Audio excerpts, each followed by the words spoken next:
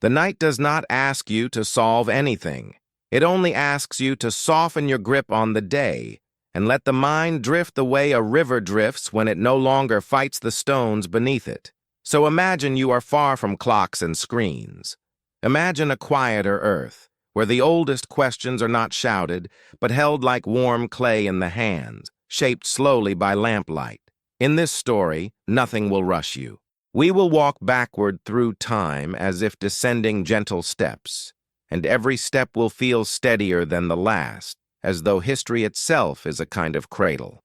And if you feel the world pulling at you, just return to the simplest thing, your breathing, in and out. A small, steady tide carrying you toward older shores. Long ago, Earth did not belong to us. Not in the way we assume it does now, with ownership measured by borders and documents, with the confidence of a species that believes it arrived first. In the oldest stories, humanity is not the author of the world, but the inheritor of it, waking up inside a structure already built. If you want to return to these quiet ruins again, night after night, you can subscribe, like leaving a small lamp in a window so the road back stays gentle and familiar. In the beginning of this particular mystery, there is no trumpet blast, no dramatic announcement that the watchers have arrived. There is only the sensation of being observed, as if the sky itself had eyes, and those eyes were patient. The ancient world loved names for such patience. Watchers, guardians, overseers, not creators, not gods of first light, but beings who arrived after the first page had already been written. The idea survives in fragments that sit strangely inside official histories. A line in Genesis, so brief it can be overlooked, speaks of sons of God who notice the daughters of men. The sentence does not explain itself. It does not defend itself. It sits there like a stone embedded in a wall, older than the mortar around it, insisting on being remembered even when the surrounding structure changes. Later ages tried to soften the discomfort. They offered alternative meanings, safer meanings. Kings, judges, noble lines, anything that kept heaven sealed away from earth. But the earliest readers did not seem surprised. They carried the memory as though it belonged there, as though contact had once been imaginable, even ordinary. And when you step beyond the familiar pages and into the quieter borderlands of preserved tradition, the Book of Enoch opens like a side door in a long hallway. It does not scream its claim. It records them with a calm that is almost procedural. The watchers descend. They observe. They teach. They bring skills that do not feel like inventions slowly won through trial, but like tools handed down, already perfected. This is where the story begins to turn, not into fear, but into a deeper kind of wonder. Because if the Watchers were teachers, then our earliest civilizations were not simply the first sparks of human brilliance. They were classrooms. And classrooms imply lessons, and lessons imply responsibility, and responsibility implies that someone once cared enough to instruct. Tonight, in the slow quiet of this narration, we will follow the trail of instruction. We will sit beside temple lamps where scribes press symbols into clay with confident hands. We will walk the measured streets of cities that appear too complete too soon. We will listen to the way ancient kings described their own greatness, not as invention, but as restoration. And we will ask, softly and without urgency, what it means to live in ruins that were designed before we learned to name them. Because there is a strange feeling that rises when you stand among the oldest stones. Not triumph, not conquest, but inheritance. The sense that the world was arranged with a certain balance in mind, and that we are still moving inside its blueprint, whether we understand it or not. And somewhere beneath that feeling, quieter than sleep itself, is the possibility that the Watchers did not vanish completely. They simply stepped back and left us to see what we would do with what we were given. Left to see what we would do with what we were given, we begin in a room that smells of clay and oil. The air is warm, held close by thick walls that keep the desert night outside. A single lamp burns low, steady, making a small pool of light on a mat where a student kneels. His stylus is simple, a cut reed, but his posture carries the seriousness of someone handling something sacred. He presses marks into wet clay, and the marks are not random. They are confident. They belong to a system that already knows how to speak. In the modern imagination, writing should begin as scratches, as childish attempts to trap meaning. But here, in the earliest layers of Sumer, writing arrives as if it has skipped childhood. It can count grain and record names. It can list offerings and measure land. It can preserve prayer and law. It is already a tool fit for a city that is already awake. Outside the room, the city breathes. Not a camp, not a loose gathering of huts, but something organized. Streets lead somewhere on purpose. Walls do not merely protect, they define. And at the center, rising with deliberate geometry, a temple stands like a mountain built by hands. Its orientation is not casual. Its lines respect the horizon, the sun, the moon, the patient movements of the sky. This is the quiet conflict that unsettles anyone who expects history to be a slow climb. The earliest layers of the city do not look like a beginning. They look like a continuation, as if someone arrived with a plan, and the plan was followed.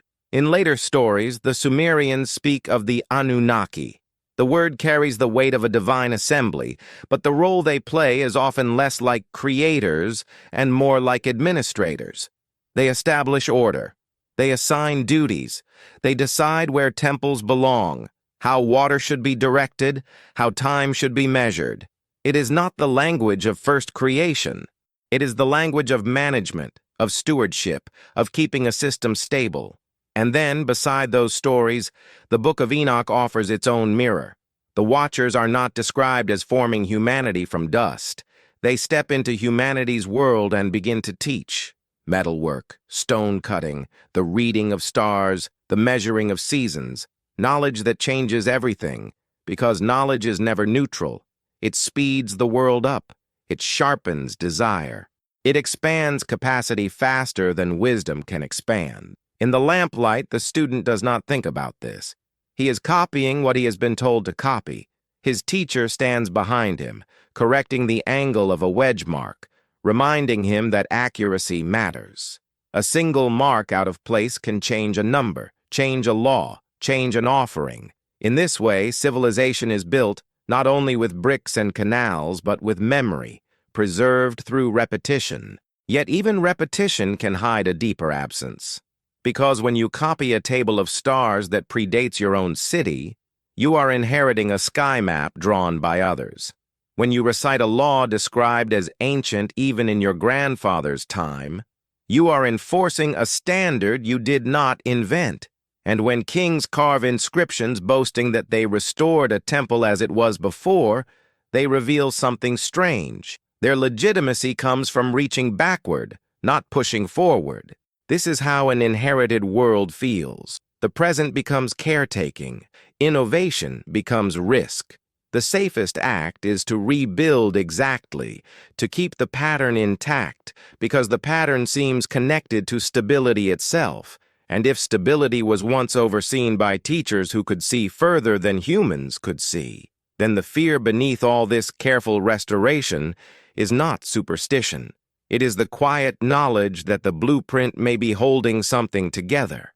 As the lamp burns lower, the clay tablet dries. The marks harden.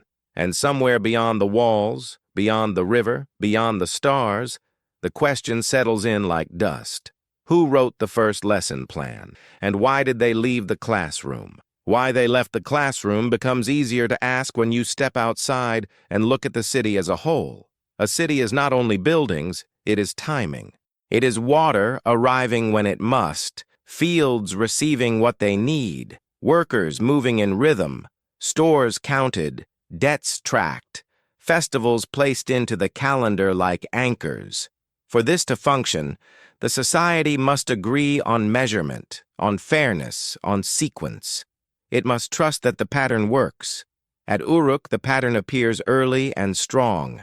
At Eridu, layer after layer of temples rise on the same footprint, rebuilt again and again, not as improvements, but as renewals. Each generation lays brick upon the bones of the previous one, as if the ground itself holds instructions. Even destruction does not erase the design. Flood silt settles, walls collapse, yet the next builders return to the same lines.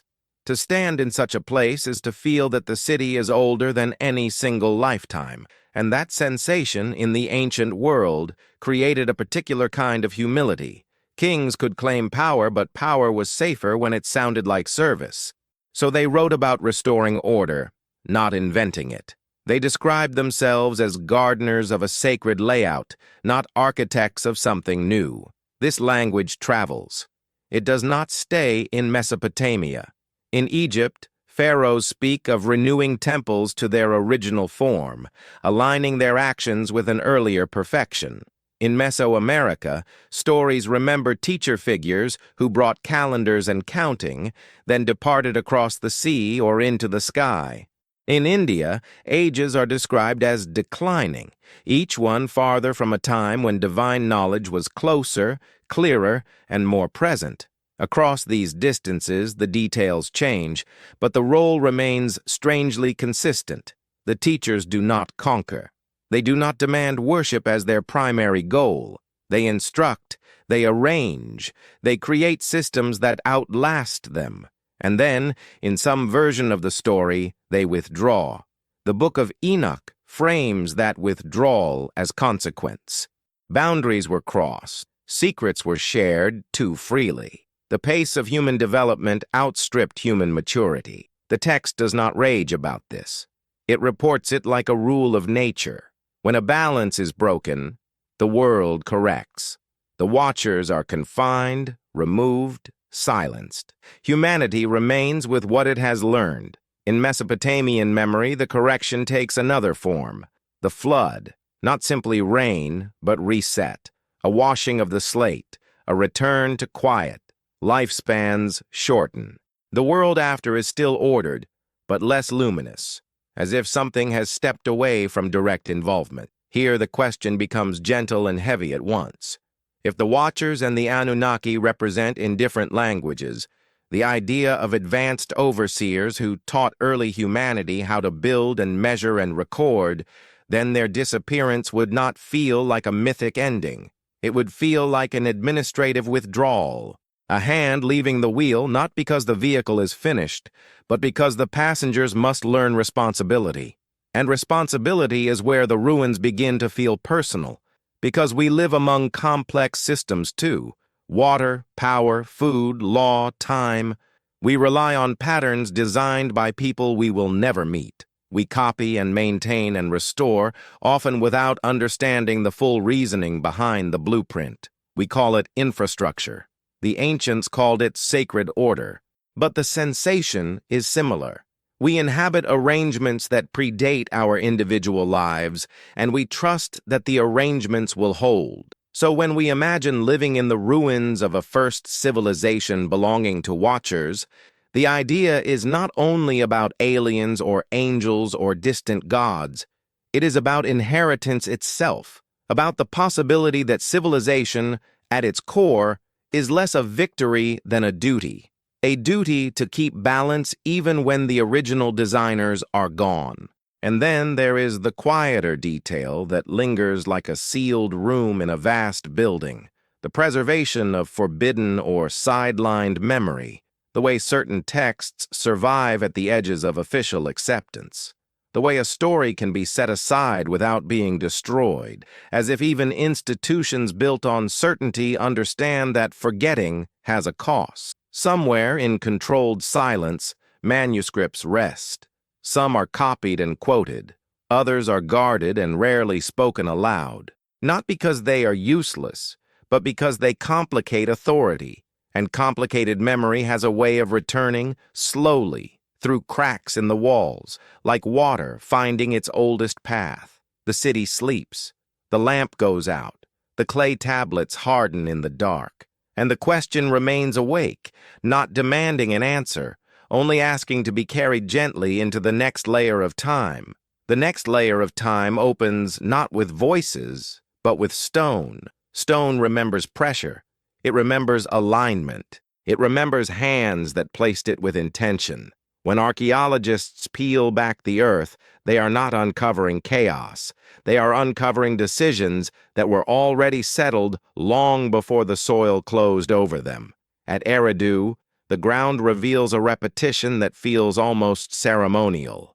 Temple after temple, built one atop another, each following the same proportions, the same orientation, the same quiet agreement with the horizon. Floods came. Generations passed, languages shifted, yet the plan did not change. It was not improved, it was obeyed.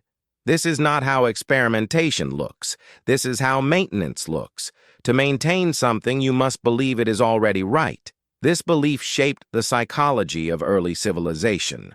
A builder did not wake each morning imagining innovation. He woke imagining accuracy. His task was not to express himself, but to align himself. In such a world, pride came not from originality, but from fidelity to a pattern older than memory. This helps explain a strange humility carved into royal inscriptions.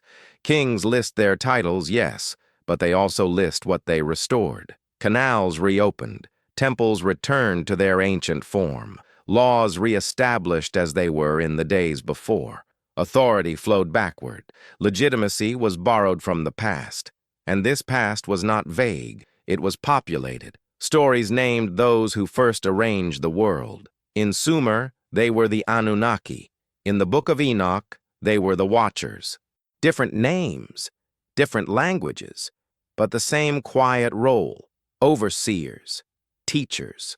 Those who knew how things were supposed to work. Their knowledge carried weight, because it felt complete. Time was divided cleanly. The heavens moved in predictable cycle. Agriculture followed calendars that did not drift. Social order fit into a structure that balanced labor, ritual, and rest. These are not small achievements. They require long observation or inherited precision. One or the other must be true. The inherited explanation is the one the ancients chose. And then, just as quietly as they arrived, the teachers recede. The stories do not describe a final lesson or a farewell speech. They describe removal, silence, confinement, withdrawal. Humanity remains inside the system, holding tools whose full logic is no longer explained, only repeated. This is where fear enters the story, but not the dramatic kind. It is the fear of misalignment. The fear that if the old measures are altered, something unseen will slip. Floods, droughts, social collapse. The natural disasters of the ancient world were not random events. They were signals that balance had been disturbed, so the past became sacred. This is why scribes copied texts they barely understood, why priests preserved rituals whose origins were already obscure, why architects rebuilt on the same foundations even when new stone was available. Change threatened stability, and stability was all that remained after the overseers left. When later institutions inherited this world, they faced a dilemma. Memory is powerful, but it is also dangerous. Some stories explain too much. They blur boundaries. They suggest that authority once came through instruction rather than command, through presence rather than decree. Those stories were not erased. They were set aside. They survived in monasteries, in remote communities, in languages that fell out of use. They waited, because memory, when pressed too deep, does not vanish. It hardens. And one day, when the ground shifts, it surfaces again. As this layer closes, the ruins do not feel empty. They feel patient, as if they were built with the expectation that others would come later, confused but curious, running their hands along stone that still knows where it belongs. And somewhere inside that patience is a final, unsettling thought. If the first civilization was not ours, then neither is the responsibility optional. We are not inventing the world as we go. We are living inside a long experiment, begun before we learn to name ourselves, still quietly asking whether we are capable of keeping what was entrusted to us. The experiment continues in the spaces where certainty fades into ritual. When a society no longer understands the origin of its systems, it preserves them through repetition. The action remains even when the explanation dissolves. This is how memory survives its own forgetting. In ancient temples, priests moved through ceremonies whose words were older than the stones around them. They spoke syllables passed down with care, not because they knew precisely what they meant, but because the syllables were believed to hold alignment. A chant spoken incorrectly could tilt the world. A measurement taken loosely could invite disorder. Precision became devotion. This devotion did not feel oppressive. It felt protective. The past was not a weight to be escaped, but a shelter to be maintained. And yet, beneath this careful preservation, there was an unspoken anxiety. Knowledge had arrived too complete, too early, and once given, it could not be ungiven. The Book of Enoch lingers on this tension. The Watchers teach humanity how to work metals, how to read the sky, how to calculate time. These are not portrayed as sins in themselves. They are tools, but tools amplify intention. A blade can harvest or wound. A calendar can guide planting or organize conquest. The issue is not knowledge, it is readiness. This idea echoes quietly through Sumerian memory. The Anunnaki assign roles and tasks, regulating labor and resources. Order is maintained, but the system demands balance. When that balance is disrupted, when noise and expansion overwhelm restraint, the solution is not endless correction, it is reset. The flood is remembered not as punishment driven by rage, but as necessity driven by imbalance. Water returns the land to silence. Structures dissolve. Records are lost. What remains is what can float. Stories carried by survivors. Fragments of instruction. Enough to begin again, but not enough to repeat the past in full. After the flood, the world feels smaller. Lifespans shorten. The distance between heaven and earth increases. Direct instruction fades into tradition. Humanity inherits a quieter role, no longer guided by visible overseers, but by memory encoded into law, ritual, and stone. This is when the Watchers become truly dangerous to later systems of authority. Not because they inspire rebellion, but because they imply a time when guidance was shared rather than imposed. They suggest that knowledge once flowed horizontally, from teacher to student, rather than vertically, from ruler to subject. Such ideas are difficult to contain, so the stories are softened. Angels become messengers instead of instructors. Gods become distant. Revelation replaces inheritance. The structure remains, but the origin story changes.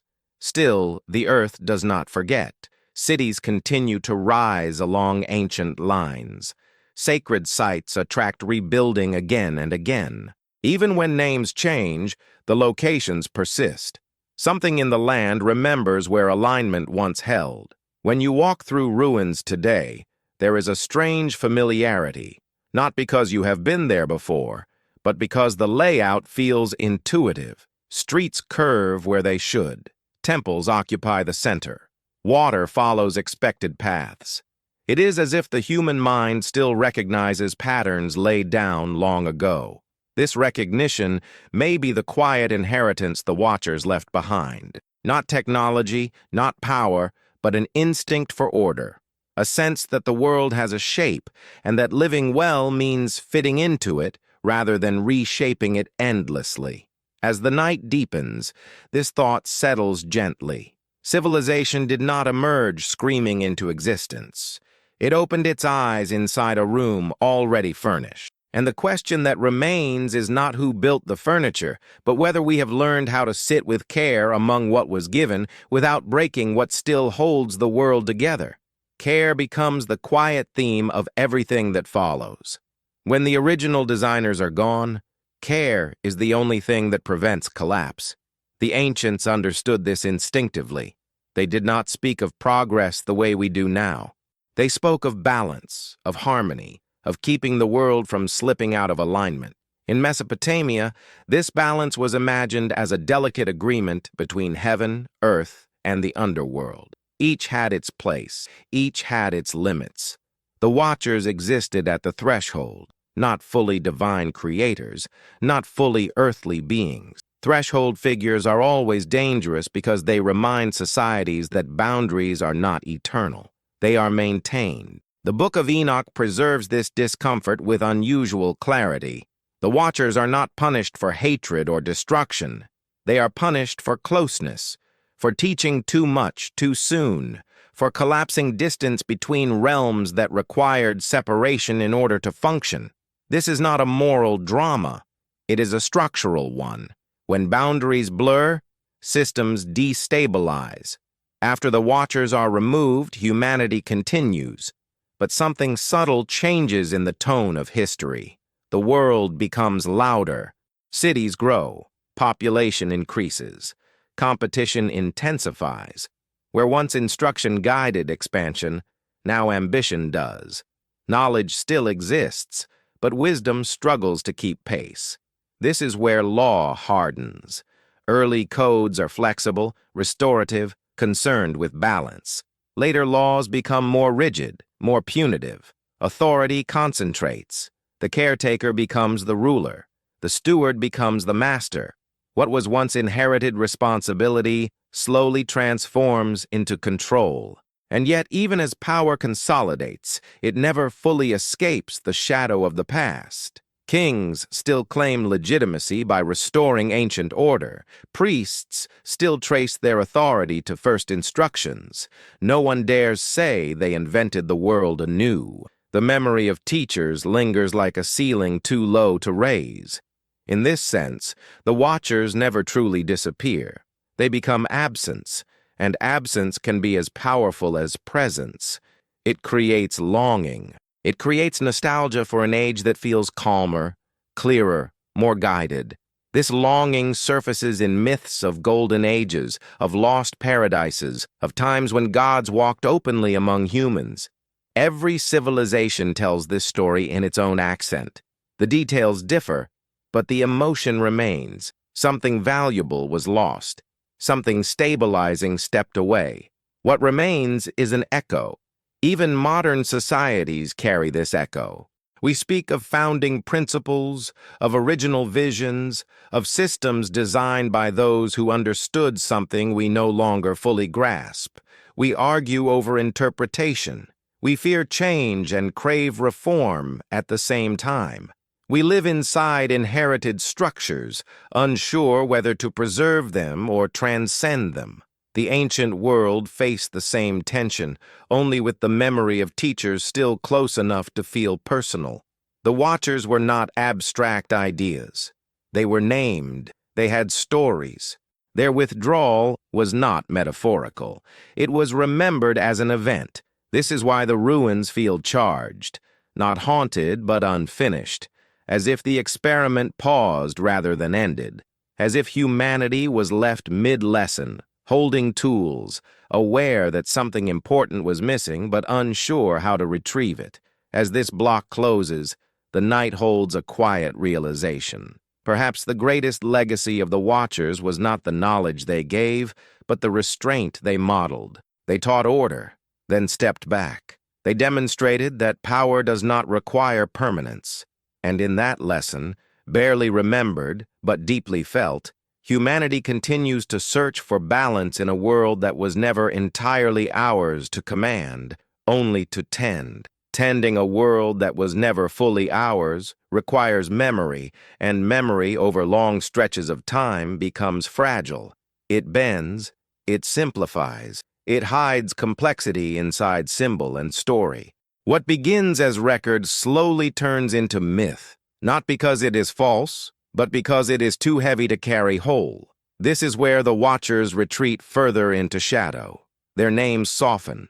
Their actions become allegory. What was once described as instruction becomes temptation.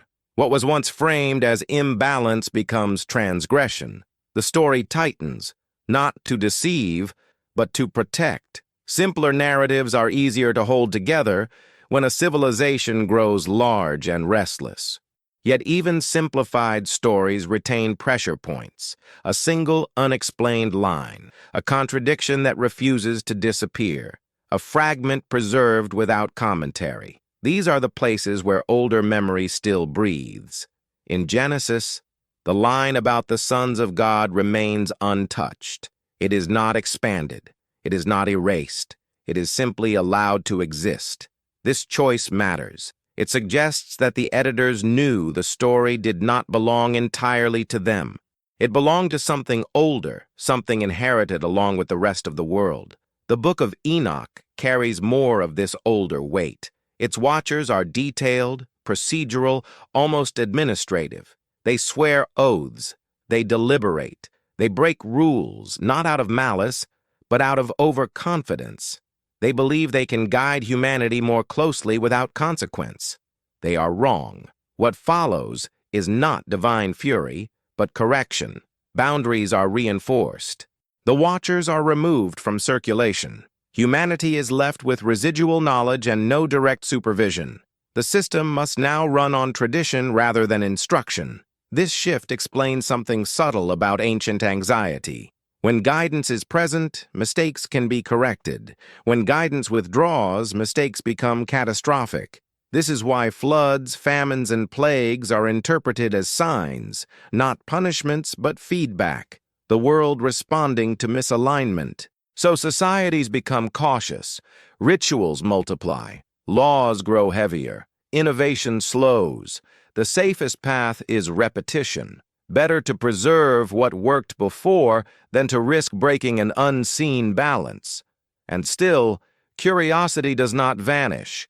It moves underground. It hides in marginal texts, in priestly debates, in schools that quietly ask forbidden questions. The watchers become a symbol for this curiosity. They represent knowledge that is powerful but destabilizing, illuminating but dangerous. This is why later authorities struggle with them. To acknowledge the watchers too clearly is to admit that human order was once guided by something other than centralized command. It suggests that wisdom once arrived as teaching rather than decree. That knowledge can be shared without domination. Such ideas are difficult to manage in growing empires. So the watchers are reframed. They become cautionary figures. Their story warns against overreach, against seeking forbidden knowledge. The lesson shifts from balance to obedience. The memory remains, but its meaning changes. Yet the earth itself resists this rewriting. The stones still align. The cities still follow ancient grids. The stars still move according to patterns first measured by unknown hands. No amount of theological adjustment can change the sky. And so the contradiction persists. A world ordered too early, knowledge that appears too complete, systems that feel inherited rather than invented. These are not proofs. They are pressures, quiet ones. As this layer settles, the thought emerges gently. Perhaps the watchers were never meant to be remembered clearly. Perhaps their role required disappearance. Teachers must eventually withdraw for students to grow. But withdrawal does not erase influence. It simply transforms it into responsibility, and responsibility, unlike obedience, cannot be enforced from above. It must be carried willingly by those who wake each day inside a world they did not design, yet must somehow learn to keep in balance, guided only by echoes of those who once watched, taught, and stepped away. Those echoes grow softer with time, but they never fully fade. They settle into architecture, into language, into the habits of thought that shape how a civilization understands itself. Even when names are forgotten, patterns remain, guiding behavior long after their origin slips beyond recall. This is why ancient cities feel deliberate in a way that modern ones often do not. Their centers are sacred before they are practical. Their boundaries reflect cosmology as much as defense. Space itself is moralized, divided into zones of purity, labor, rest, and transition. The city is not merely a place to live. It is a model of the universe, scaled down and made walkable. Such a model implies instruction. Someone once explained how heaven should mirror earth, how human movement should echo celestial rhythm. Without that explanation, the design becomes ritualized. People follow paths without knowing why. They honor directions, numbers, and proportions because they have always done so. The Watchers fit naturally into this framework. They are not remembered as tyrants because tyrants leave scars. They are remembered as teachers because teaching leaves structure. A tyrant's work collapses when force disappears. A teacher's work persists because it reshapes understanding. And yet, teaching carries risk. Once knowledge spreads, it cannot be contained. Students will apply it in ways the teacher never intended. Tools become weapons. Calendars become engines of expansion. Cities grow beyond their sustainable rhythms. Noise increases. Balance strains. The ancient stories sense this moment with remarkable sensitivity. They do not blame humanity for curiosity. Curiosity is natural. They do not condemn the Watchers for compassion. Compassion is understandable. Instead, they describe a system reaching its limits. Too much proximity, too much acceleration, the need for distance to return. Withdrawal becomes an act of preservation. This reframes the flood, the silence, the shortening of ages. These are not endings. They are safeguards.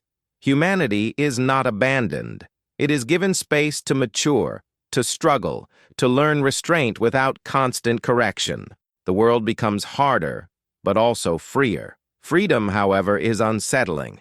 Without overseers, responsibility has no external anchor. Order must be maintained internally through agreement rather than command. This is where law, ritual, and tradition step in to fill the gap left by presence, and they do their work well enough. Civilization continues. Empires rise. Knowledge spreads. But something is always slightly off, a sense that the original harmony has thinned, that maintenance has replaced understanding, that we are repeating gestures whose meaning once extended deeper than we can now reach. This is why ruins feel intimate. They are not just remnants of failure. They are reminders of an earlier coherence. When you stand among them, you are not imagining the past. You are sensing alignment that once held, still faintly visible in stone and space. As this act of the story closes, the idea settles like a final breath before deeper sleep. What if the world we inherited was not meant to be mastered, but stewarded? What if the Watcher's greatest lesson was not how to build, but when to step away? And if that is true, then the silence they left behind is not emptiness. It is an invitation, one that asks, without urgency and without threat, whether we have learned enough to carry a balanced world on our own, or whether we are still wandering through the ruins, mistaking inheritance for ownership, listening for voices that have already taught all they could and are now simply watching what comes next. What comes next unfolds not as revelation, but as context.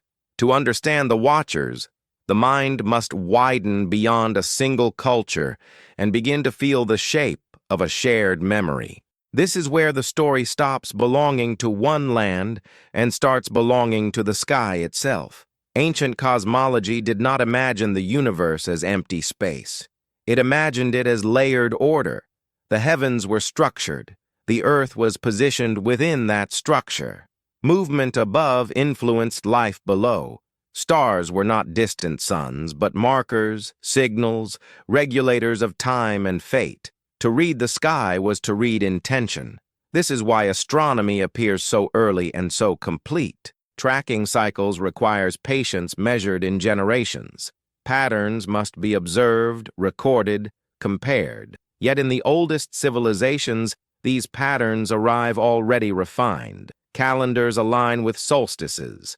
Planetary movements are categorized. Eclipses are anticipated. Time itself becomes something that can be managed. The watchers in Enoch are described as those who taught the signs of the heavens. In Sumerian thought, the Anunnaki regulate cosmic order, ensuring that time, seasons, and destiny remain aligned. These are not poetic metaphors. They are administrative roles in a universe imagined as an organized system. From this perspective, humanity's early task was not discovery, but compliance. To live well meant living in rhythm with cosmic order. Festivals marked transitions in the sky. Laws reflected balance observed above. Kings ruled as representatives of heavenly harmony, not as independent authorities.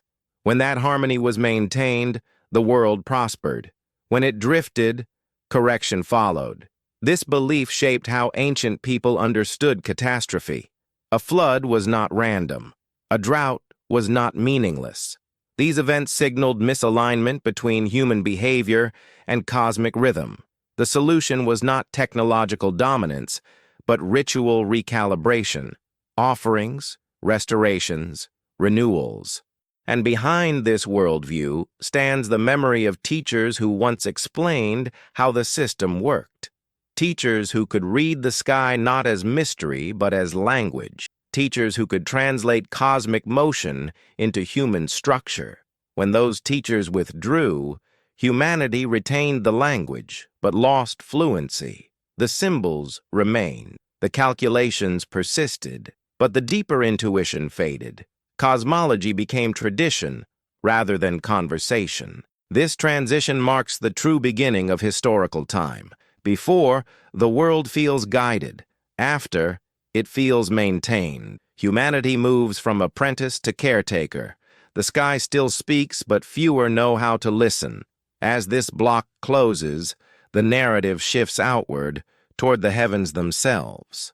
Because to understand what the Watchers were, and why their first civilization might now exist only as ruins beneath our feet, we must follow the ancient gaze upward, to the stars that once taught humanity how to order the earth below. The ancient gaze upward was not driven by curiosity alone. It was driven by dependence. The sky governed survival.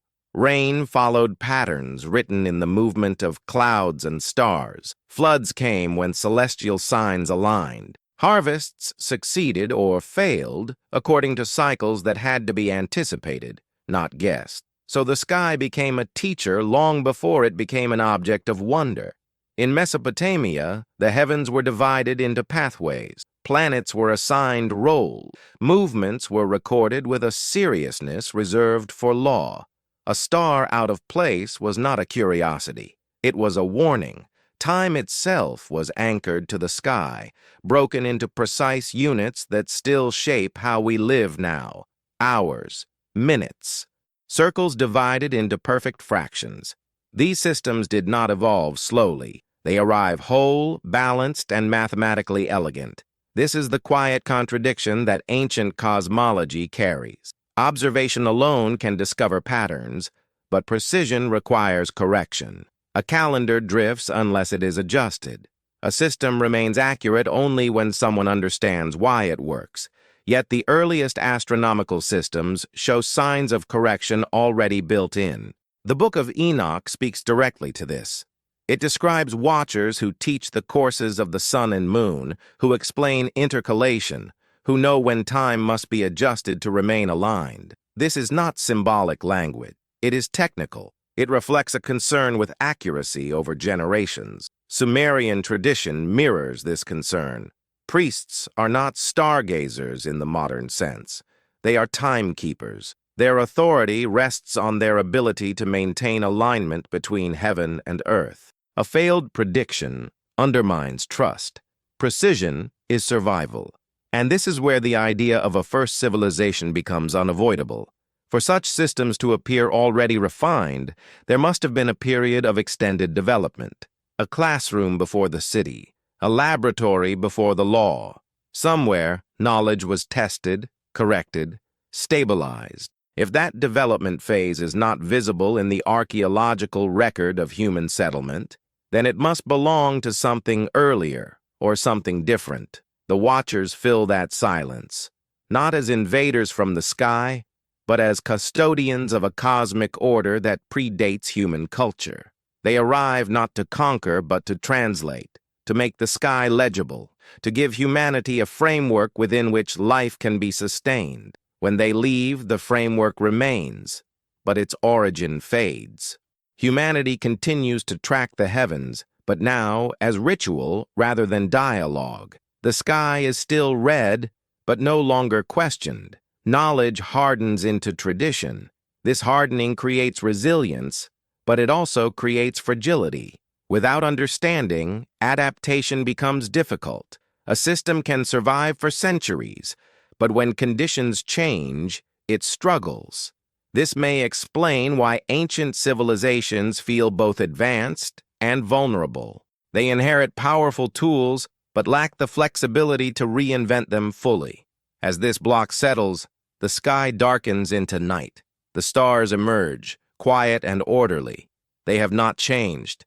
They are still teaching. The question is no longer whether the Watchers once explained their language. The question is whether humanity ever learned to listen without needing them to speak directly. And in that unanswered space between sky and earth, the ruins of the first civilization continue to hold their silence, waiting for the next part of the story to remember what the stars have never forgotten. What the stars have never forgotten is rhythm. They move without urgency, without deviation, carrying patterns that outlast cities and names alike. Ancient people sensed this permanence and measured themselves against it. To live well was to live in time, not ahead of it, not against it. This understanding shaped the earliest myths of order. In Sumerian thought, destiny itself was written in the heavens, not as rigid fate, but as structure, a framework within which choice could exist without chaos. The Watchers, in this sense, were not enforcers of destiny. They were interpreters of it. The Book of Enoch preserves this role with striking clarity. The Watchers are assigned to observe specific aspects of creation: winds, seasons, luminaries. Their task is oversight, not domination. They ensure that movement remains within bounds. When those bounds are crossed, the system destabilizes. Here, the narrative becomes subtle. The Watchers do not fail because they are cruel or corrupt. They fail because they misunderstand proximity. They assume that sharing knowledge will naturally lead to balance. They underestimate the speed at which power amplifies desire. Humanity, newly instructed, begins to grow quickly. Cities expand. Noise increases. The earth fills. What was once a measured experiment accelerates beyond its intended pace.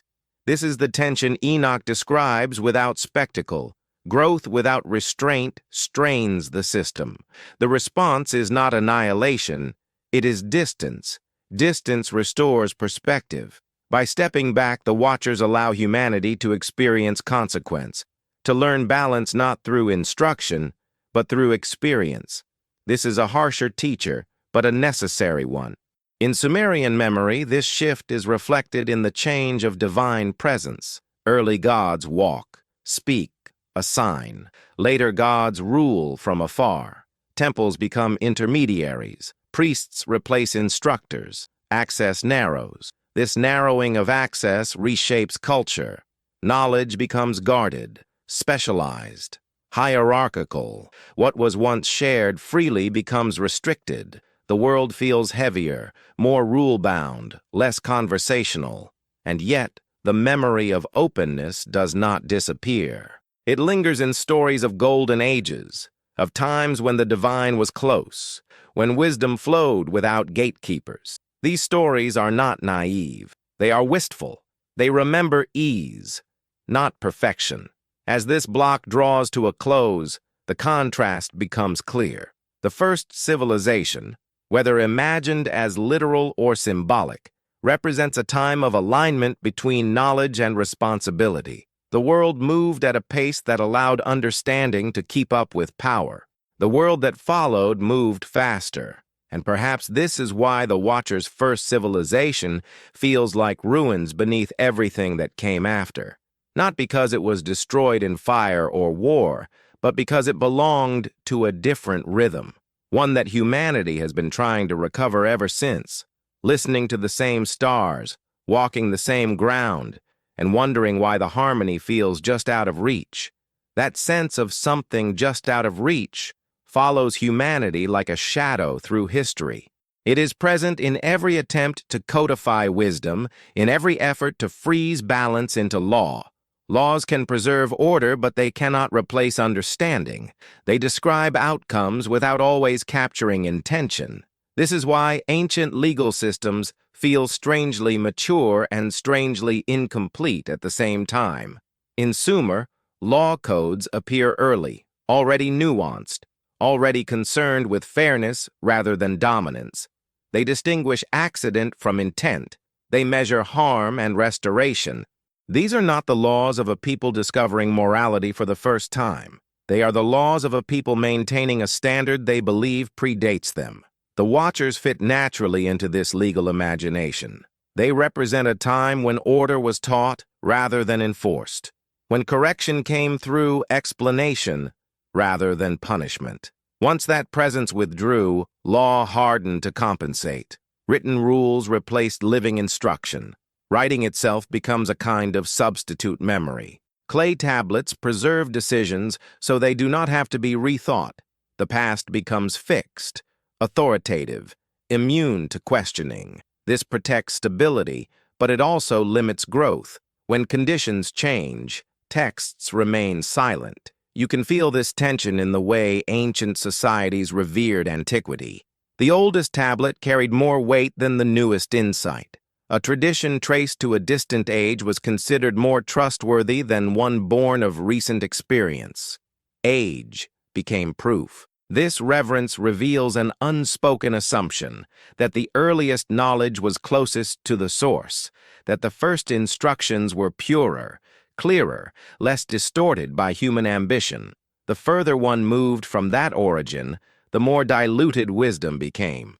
Such thinking does not arise in cultures that believe they invented themselves. It arises in cultures that believe they inherited something precious. The Book of Enoch reinforces this belief by framing the earliest era as one of instruction, followed by decline. Knowledge does not increase with time. It fragments. Humanity remembers pieces, not the whole. The Watcher's removal marks the beginning of partial understanding. And partial understanding creates anxiety. When you know a system works but do not fully understand why, every deviation feels dangerous. This fear discourages experimentation. It encourages reverence for precedent. The past becomes a safety net. This is why so many ancient structures are rebuilt exactly as they were. Even after destruction, builders return to the same measurements, the same orientation, the same proportions. To change the design would be to risk misalignment with forces no longer fully understood. As this block settles, a quiet realization takes shape. The ruins beneath our feet may not belong to a lost race in the dramatic sense.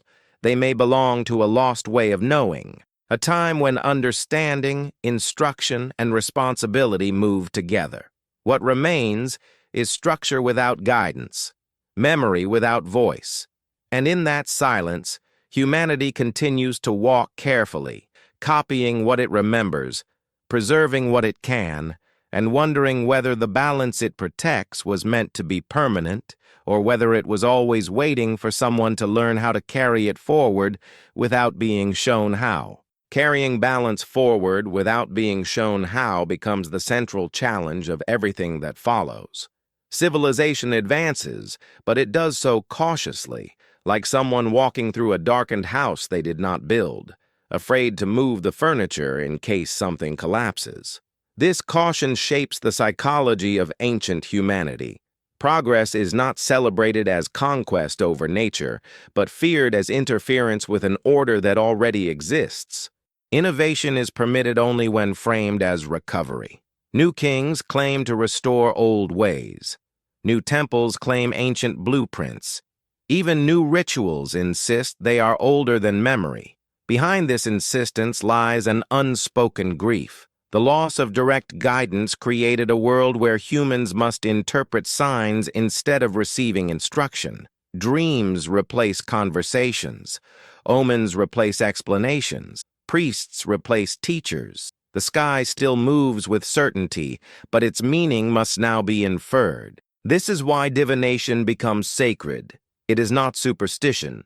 It is an attempt to reopen communication with a system that once spoke plainly.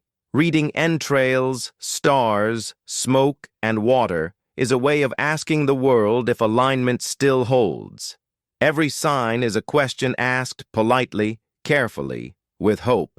The watchers linger in this behavior like a memory of clarity. Their absence explains why humanity becomes obsessed with interpretation. When guidance is present, interpretation is unnecessary. When it is gone, interpretation becomes survival. Over time, interpretation hardens into authority. Those who claim to read signs gain power. Knowledge becomes centralized. Mystery becomes leverage. What was once shared instruction now flows through narrow channels. This marks a subtle turning point. The world is still inherited, but access to its meaning is controlled. The caretakers become gatekeepers. The original balance between knowledge and responsibility begins to tilt. Yet even here, resistance remains. Stories circulate about an earlier time when knowledge was open, when teachers walked freely, when understanding was not restricted by rank. These stories comfort and disturb at the same time. They suggest that the current order is not inevitable. The Book of Enoch survives because of this tension. It remembers openness. It remembers watchers who taught rather than ruled. That memory cannot be fully absorbed into systems built on hierarchy, so it remains on the margins, preserved but quiet. As this block closes, the night feels deeper. The world grows more complex, more layered, more cautious. Humanity moves forward, but always with a backward glance. The ruins are no longer just physical. They are conceptual, ruins of a time when knowledge and guidance were not separated, and perhaps this is the most enduring legacy of the Watcher's first civilization. Not stone foundations or celestial maps, but the unresolved question that follows humanity into every age. How do you live well inside a system you did not design, when the designers are gone, and all you have left are fragments, rituals, and the quiet sense that the world once made more sense than it does now? That quiet sense that the world once made more sense does not fade. It becomes the undertone of philosophy, the ache beneath theology, the reason ancient thinkers look backward even as their societies move forward. Progress brings tools, but clarity feels lost somewhere behind. In Greece, this tension surfaces as memory of a golden age. Hesiod speaks of earlier generations who lived closer to the gods, whose lives were ordered without struggle. In India, the yugas describe a slow descent from clarity into confusion, each age further from original balance. In Egypt, time itself is imagined as a cycle of degeneration and renewal, not a straight ascent. These ideas are not pessimistic. They are diagnostic. They attempt to explain why effort increases while harmony decreases, why systems grow more complex but less satisfying, why knowledge expands while wisdom feels diluted.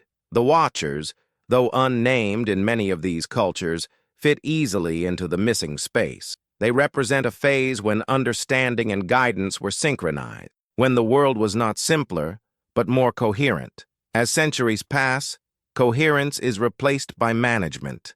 Empires form. Administration becomes necessary. Records multiply. Laws thicken.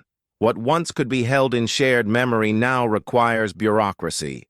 This is not failure, it is adaptation. But adaptation carries cost. The cost is intimacy with meaning. When a system grows large, it cannot rely on personal instruction. It must rely on standardized rules. These rules protect stability, but they also flatten nuance. The original spirit of instruction becomes difficult to preserve at scale.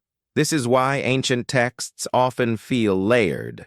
Beneath legal language, poetry survives. Beneath commandments, stories remain. These stories are not decoration. They are containers for older ways of knowing, ways that cannot be reduced to rules. The Book of Enoch functions in this way. It preserves a memory of proximity, of beings who could explain the world directly, of a time when learning did not require mediation. This memory becomes dangerous only when societies grow dependent on control, and yet control never fully succeeds. Curiosity leaks through. Alternative readings emerge. Mystics, philosophers, and astronomers continue to search for alignment beyond authority. They look to the sky, to numbers, to patterns that feel older than institutions. This persistence suggests that the Watcher's legacy did not vanish with their withdrawal. It diffused. It became an impulse rather than a presence, a drive to understand rather than simply obey. As this block comes to rest, the story reaches a subtle threshold. Humanity is no longer simply maintaining inherited systems. It is beginning to test them, to question them, to reinterpret them. The ruins are still there, but new paths begin to form between the stones. And somewhere in that quiet movement, between reverence and curiosity, the experiment continues. Not with overseers watching closely, but with humanity slowly learning what it means to stand inside a world that once was taught and now must be understood. Understanding, once it begins, cannot be fully contained. It spreads unevenly, quietly reshaping the way people relate to the world they inherited. This is where the story subtly shifts from preservation to interpretation. The ruins remain the same, but the way they are seen begins to change. Astronomy, once a sacred duty tied tightly to ritual, becomes inquiry. Philosophers look at the sky not only to obey it, but to understand its mechanics. Geometry emerges not just as sacred proportion, but as abstract truth. Numbers detach from temples and begin to live in the mind. This transition is delicate. It does not announce itself as rebellion. It presents itself as curiosity, and curiosity carries the echo of the Watchers more than any ritual ever could. To ask how the world works is to step into the role of a student once guided directly. Yet something is different now. The questions are asked without teachers who can answer with certainty. Hypotheses replace instruction. Debate replaces correction. Error becomes part of learning rather than a sign of misalignment. This is a new phase of the experiment. The ancients sensed both promise and danger here. Knowledge pursued without inherited restraint can liberate, but it can also destabilize. The myths warn gently, not against learning, but against forgetting responsibility. Fire warms and burns. Measurement organizes and controls. Power always carries a shadow. This awareness shapes how ancient thinkers speak about wisdom. Wisdom is not information. It is proportion. Knowing how much is as important as knowing how. This idea feels old because it is old. It belongs to a time when instruction came with context, when learning was guided by those who understood consequence. Without that guidance, humanity must build its own internal limits. Some cultures attempt this through philosophy, others through religion, others through law. Each is an effort to recreate balance in the absence of overseers. Each is a reminder that the world still demands care, even if it no longer explains itself. As generations pass, the memory of direct instruction fades further. The Watchers become myth, then symbol, then metaphor. But metaphors still shape behavior. They whisper caution. They suggest that some knowledge carries weight beyond its usefulness. As this block settles, a quiet realization emerges. Perhaps the Watchers did not leave humanity unprepared. Perhaps the long struggle to balance curiosity and restraint is itself the lesson they intended. The ruins, then, are not failures. They are markers, evidence that the world has been handed down more than once, and that each generation must learn anew how to live inside structures it did not design, guided not by voices from above, but by the slow, careful cultivation of wisdom from within. That slow cultivation of wisdom becomes uneven as civilizations expand and collide. Knowledge spreads across borders, but context rarely travels with it. Tools migrate faster than the values that once governed their use. What was measured and careful in one place becomes ambitious and aggressive in another. This is how inherited systems begin to strain. Empires absorb cities that were once independent custodians of ancient order. Sacred calendars become administrative schedules.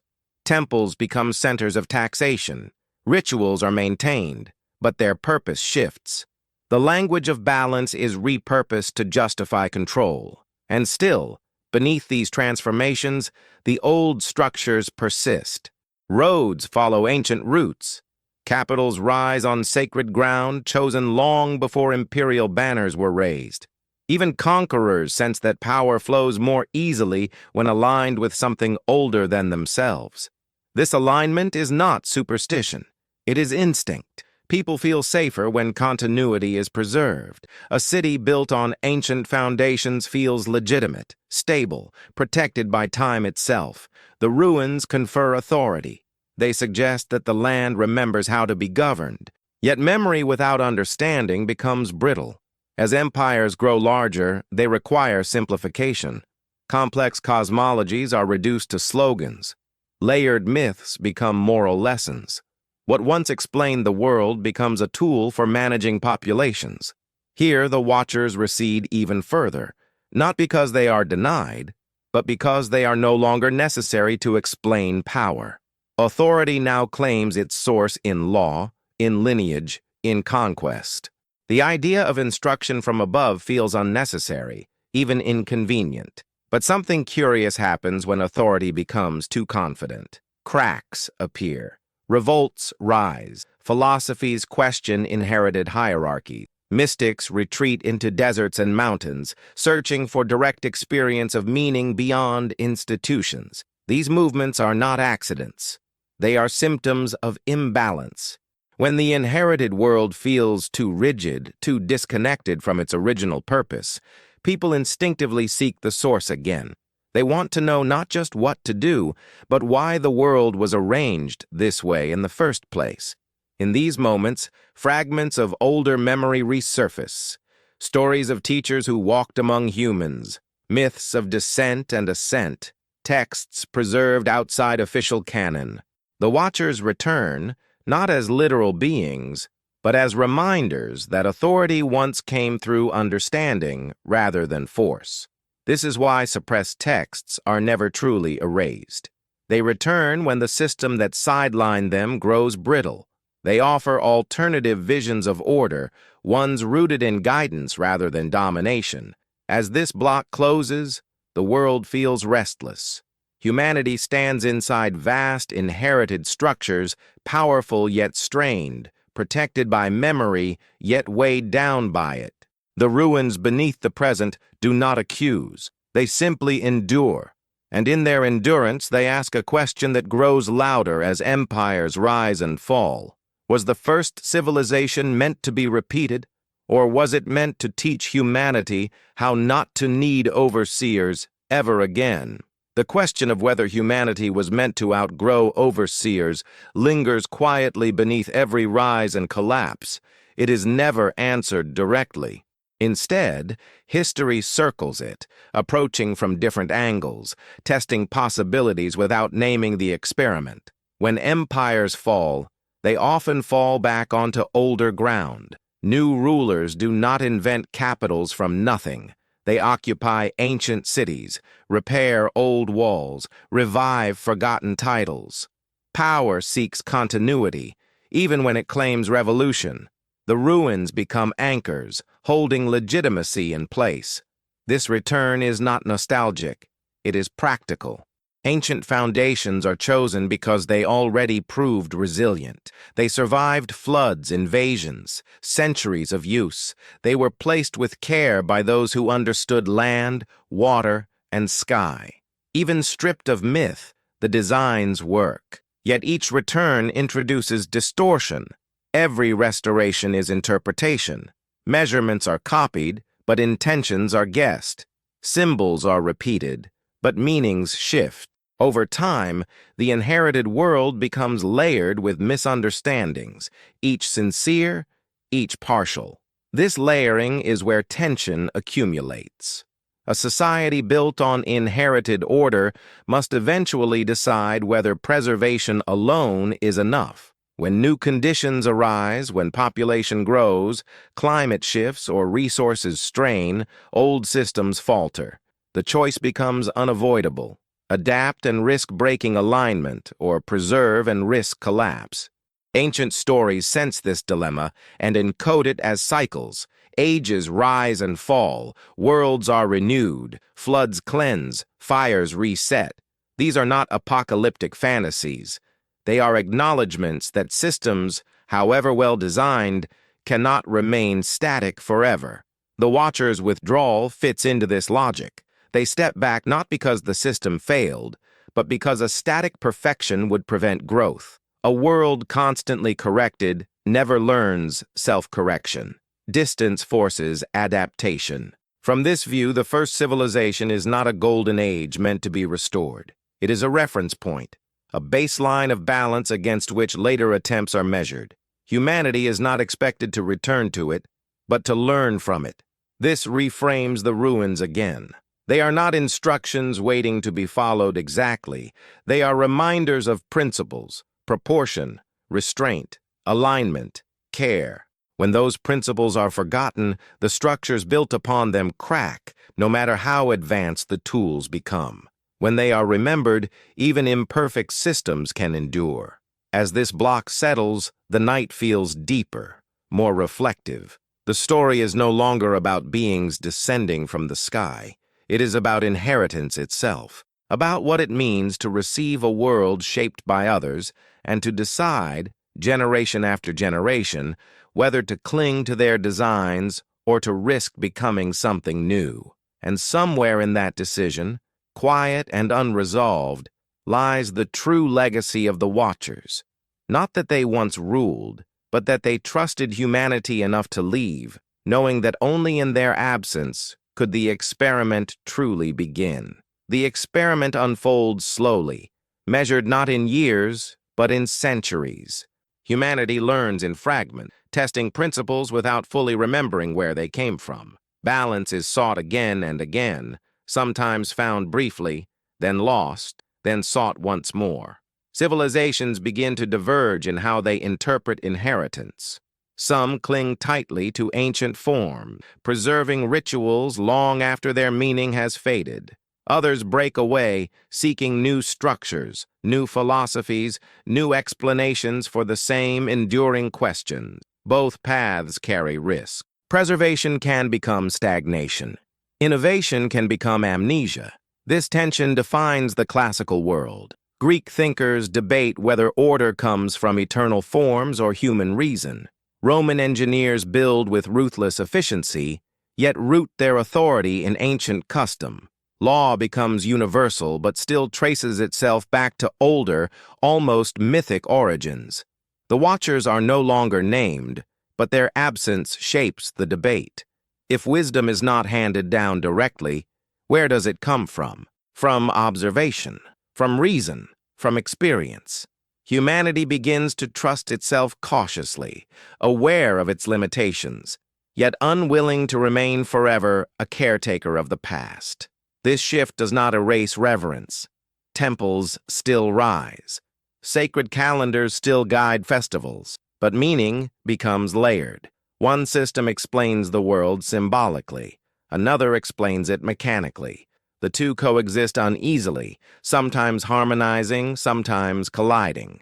As knowledge expands, specialization increases. Astronomers focus on motion, philosophers on ethics, engineers on structure. What was once unified instruction becomes distributed expertise. The original coherence fragments, replaced by networks of partial understanding. This fragmentation is both strength and weakness. It allows rapid progress, but it also obscures the larger picture. No single voice holds the whole pattern anymore. The sky is studied, but its connection to moral order weakens. Law governs behavior, but cosmic balance fades into metaphor. Here, The ruins beneath civilization become invisible, not destroyed, but forgotten. People walk above them without sensing alignment. Cities expand beyond sacred centers. Grids replace cosmology. Efficiency replaces symbolism. Yet the old questions persist. Why does excess lead to collapse? Why does imbalance invite correction? Why do societies that ignore proportion eventually fracture? These questions return like echoes of an earlier lesson, one that was never fully written down. As this block closes, the experiment feels more fragile than ever. Humanity has gained confidence, tools, and autonomy, but has lost clarity of purpose. The Watcher's silence now stretches across millennia, and the responsibility they left behind grows heavier. Still, the story does not darken. It deepens, because perhaps the lesson was never meant to be easy. Perhaps the inheritance of a world requires struggle, missteps, and renewal. And perhaps the ruins beneath our feet are not warnings of failure, but reminders that balance is not a destination reached once, but a practice renewed in every age. That practice of renewal becomes more difficult as memory stretches thin. When a lesson is not fully understood, it risks becoming ritual without reflection. Humanity continues to perform the movements of balance, but increasingly forgets why those movements mattered in the first place. This is where symbolism quietly replaces experience. The sky is no longer read as instruction, but as decoration. Sacred numbers survive in architecture, but their relationship to harmony fades into aesthetic preference. Temples stand, but their alignment becomes tradition rather than dialogue with the heavens. Yet symbols are resilient. Even stripped of explanation, they retain emotional weight. A circle still feels complete. A square still feels stable. Certain proportions still feel calming, even when no one remembers why. The world responds to patterns whether or not they are consciously understood. This may be the most subtle inheritance of all. Not knowledge that can be written down, but intuition embedded in perception. A sense that some arrangements feel right and others feel strained. That harmony is not arbitrary, but sensed. Ancient builders trusted this intuition. They believed it was learned long ago, when instruction was closer. Over time, intuition replaces memory. People build what feels correct, not what they can explain. This quiet trust allows civilization to endure longer than logic alone would permit. Even as stories fragment and doctrines shift, the underlying patterns persist. Cities still favor water access. Roads still follow natural contours. Sacred sites still attract rebuilding, even when their original names are forgotten. The Watchers, if remembered at all, now exist only as faint outlines in myth, but their influence survives in the grammar of civilization, in how time is divided, in how space is organized, in how authority seeks legitimacy through alignment with something older. The conflict of this age is subtle. Humanity is capable, but increasingly disconnected from origin. It knows how to use the tools, but not always when to stop. Growth becomes its own justification. Expansion replaces stewardship. And when stewardship fades, correction returns. Collapse is not always violent. Sometimes it is quiet. Trade routes thin, cities shrink, knowledge narrows. What was complex simplifies again. The world exhales. These moments of contraction are often remembered as dark ages, but they also serve as resets. They reduce noise. They allow fragments of older balance to resurface. Monasteries copy texts. Farmers preserve seasonal knowledge. Oral traditions keep rhythms alive. The experiment does not end. It slows, then resumes. As this block settles, the ruins feel closer to the surface. Not just stone beneath stone, but meaning beneath habit. Humanity walks forward carrying more than it realizes, guided by instincts shaped long before written memory. And somewhere in that instinct is the faint echo of teachers who once explained why the world was arranged as it was, and then stepped back, trusting that even in forgetting, something essential would remain, waiting to be remembered again. What waits to be remembered often returns when certainty grows brittle. The quieter an idea becomes, the more power it gathers beneath the surface. By the time humanity reaches the threshold of the modern world, the ancient inheritance has not vanished. It has condensed. The Renaissance does not arrive as a sudden awakening. It arrives as rediscovery. Old texts resurface. Forgotten measurements are studied again. Architecture returns to proportion. The sky is examined with new instruments, but ancient questions guide the gaze. Order is sought not only in scripture, but in geometry, harmony, and motion. This return is not accidental. It is the inheritance stirring. Scholars do not invent balance from nothing. They recognize it. They sense that earlier civilizations knew something essential and attempt carefully to retrieve it without reviving the authority structures that once guarded it. Knowledge begins to circulate more freely again, though never without tension. Here, the Watchers reappear in a new form, not as beings, but as an idea. That knowledge can be taught. That understanding should not belong only to rulers. That learning carries responsibility, not just power. These ideas feel revolutionary, but they are ancient echoes. At the same time, the world accelerates. Technology expands, reach faster than wisdom expands restraint. The balance problem returns with greater intensity. Humanity is no longer stewarding a river valley or a city-state. It is reshaping the planet. The inherited systems strain again. The old stories suddenly feel relevant, not as myths, but as warnings. Knowledge without proportion destabilizes. Growth without restraint invites correction. Distance between instruction and consequence widens. And so the experiment enters its most precarious phase. Humanity now holds tools that rival the power once attributed to gods, yet lacks the unified cosmology that once framed their use. There are no watchers to step back this time. There is only memory, fragmented but persistent. As this act closes, the narrative reaches a hinge. The ancient world has handed off its legacy. The cosmic order has been inherited, abstracted, technologized. The question that once belonged to temples and stars now belongs to cities and machines. Are we still living inside the first civilization's design, or have we finally stepped beyond it? And if the Watchers withdrew to see whether humanity could maintain balance on its own, then the answer is no longer buried in ruins or texts. It is unfolding now, quietly, in how the world responds to what we build, how correction follows excess, and whether the ancient lesson of stewardship can still be remembered in time. What unfolds now does not feel new. It feels familiar in a deeper way. As if the present moment is echoing something humanity has already lived through once before. The scale is larger, the tools more refined, but the pattern carries an old rhythm. In the ancient stories, catastrophe follows excess not as punishment, but as correction.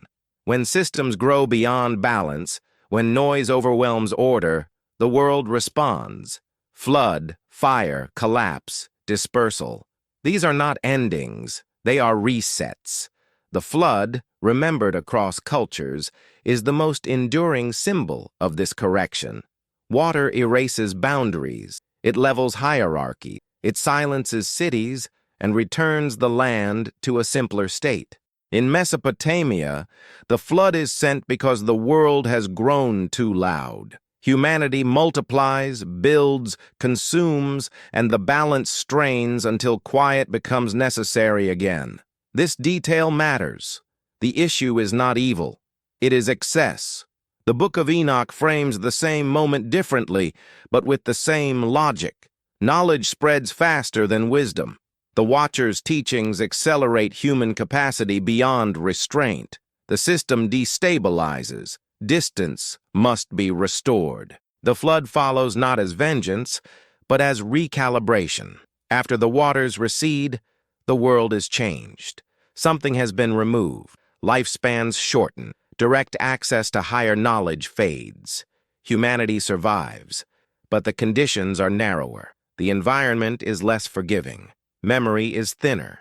This narrowing is the price of imbalance. Yet even here, the experiment continues. Survivors carry fragments forward, techniques, measurements, stories. Enough to rebuild, but not enough to repeat the original coherence. The post-flood world is more fragile, more cautious, more constrained. This pattern mirrors what happens after every major collapse. Whether environmental, social, or cultural, resets strip complexity. They leave behind essentials. They force recalibration. As this block settles, the story darkens gently, not with fear, but with gravity. The ancient world understood something we often forget. Systems do not fail randomly. They fail predictably, when balance is ignored long enough. And if the Watcher's first civilization ended not in flames, but in silence and water, then the ruins beneath us are not warnings carved in stone. They are lessons written in cycles, waiting to be recognized each time humanity pushes the world faster than it can hold. After every reset, humanity wakes into a quieter world. The air feels thinner. The sky seems farther away. What once felt guided now feels uncertain. And yet, survival itself becomes a teacher. The survivors of ancient catastrophes do not begin again from nothing. They begin with memory carried in fragile vessels, stories told by firelight, measurements remembered in the body, rhythms learned through repetition rather than explanation. Civilization resumes not as invention, but as recollection. This is why post-flood societies everywhere describe themselves as inheritors. Kings trace lineage to survivors. Cities are founded near ancient ruins. Sacred sites regain importance, as if the land itself is offering continuity where memory cannot. But something fundamental has shifted. The direct presence of instructors is gone. The Watchers no longer walk the world. The Anunnaki no longer assign tasks openly. Authority must now be negotiated among humans. This creates a new instability. Without overseers, power no longer answers upward. It turns inward. Human hierarchies harden.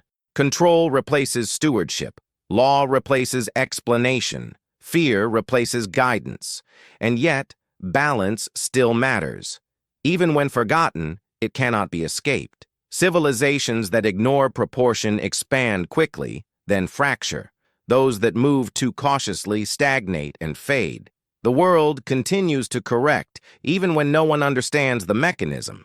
This is the paradox of inheritance. Humanity possesses advanced structures without full comprehension.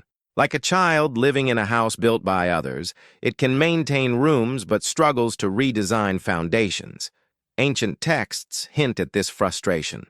Long lifespans belong to the first ages. Later generations age faster, live shorter lives, forget more easily. Time itself feels compressed. Urgency replaces patience. This is not nostalgia. It is diagnosis. The Watcher's withdrawal forces humanity to internalize responsibility. No longer corrected from above, mistakes must now be learned through consequence. Growth becomes painful, uneven, slow.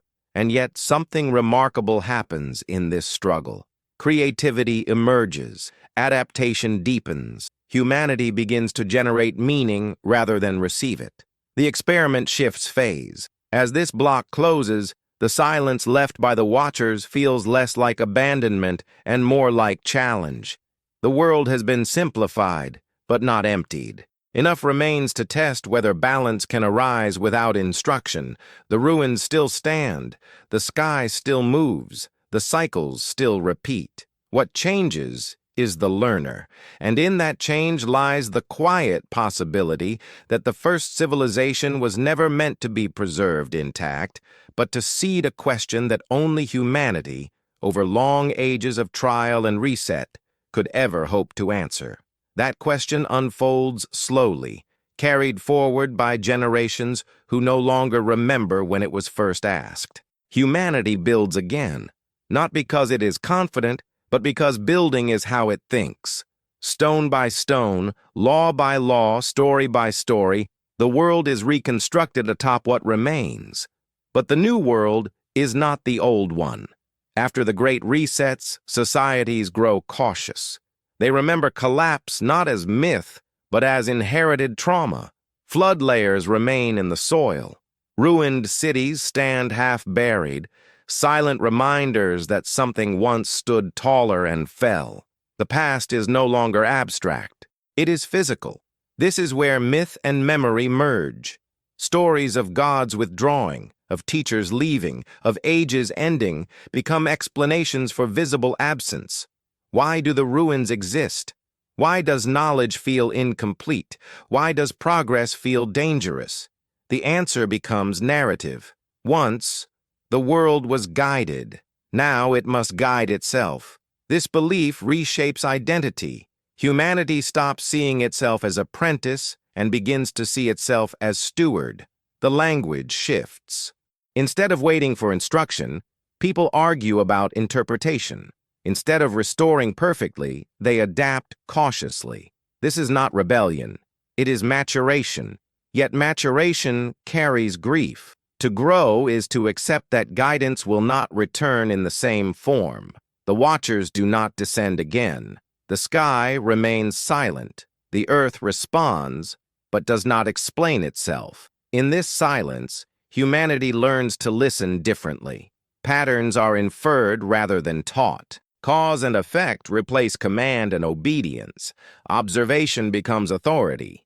This is the birth of empirical thinking, long before it is named. Farmers notice cycles. Builders test materials. Healers observe outcomes. Knowledge begins to emerge from experience rather than inheritance alone. But experience is slower than instruction. Mistakes accumulate. Loss becomes part of learning. The cost of understanding increases. The ancient stories remember this cost through symbolism. Fire stolen from the gods, trees of knowledge guarded, forbidden wisdom punished. These are not warnings against learning. They are acknowledgments that learning hurts. The Watcher's story fits here with unsettling clarity. Knowledge arrived early, too early. It accelerated humanity faster than wisdom could grow. The correction was distance. The lesson was patience. Now, patience must be learned the hard way. As this block settles, the experiment feels heavier but also more honest. Humanity is no longer protected by proximity to teachers. It must face consequence directly. The ruins beneath its feet no longer whisper instructions. They whisper caution. And yet, there is quiet progress in this struggle, not toward perfection, but toward self-awareness. The question seeded by the first civilization continues to unfold, not in answers, but in choices made slowly, imperfectly, by those learning to live inside a world that no longer explains itself, but still responds to how it is treated. How the world responds becomes the only remaining teacher. Without overseers, feedback arrives through consequence. Soil erodes. Rivers change course. Cities thrive briefly, then strain under their own weight. The planet answers every decision, even when the answer is misunderstood. This responsiveness is not cruel, it is precise. Ancient societies sensed this precision instinctively. They learned that balance was not an abstract virtue, but a practical requirement. Over-irrigate and fields turn to salt.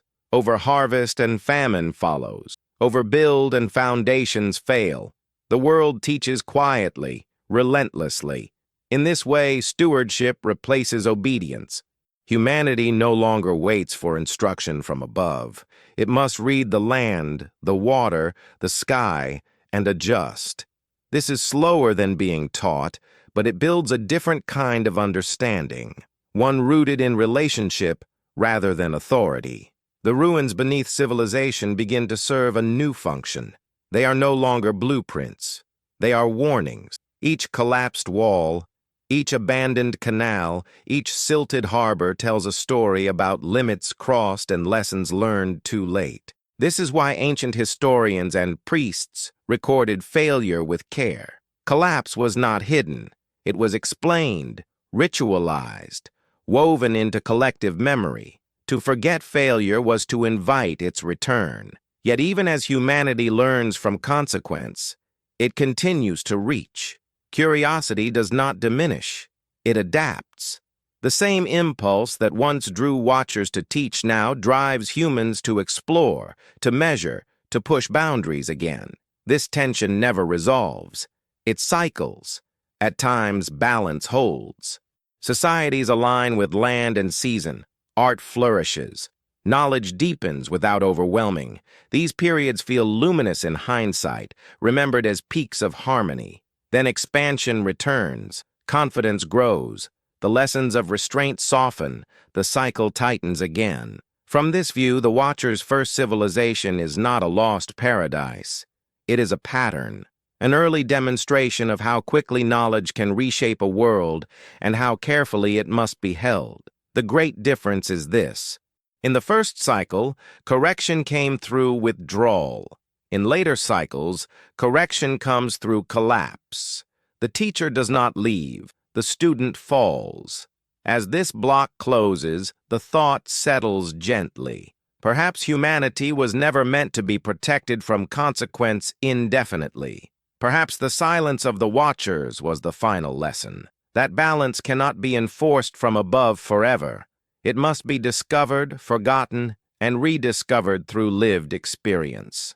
The ruins remain not to shame, but to remember. They stand as quiet witnesses to cycles already completed and to those still unfolding, asking the same patient question each time humanity rebuilds. Will this time be different? Will this time be different is the question that rises every time humanity rebuilds higher than before.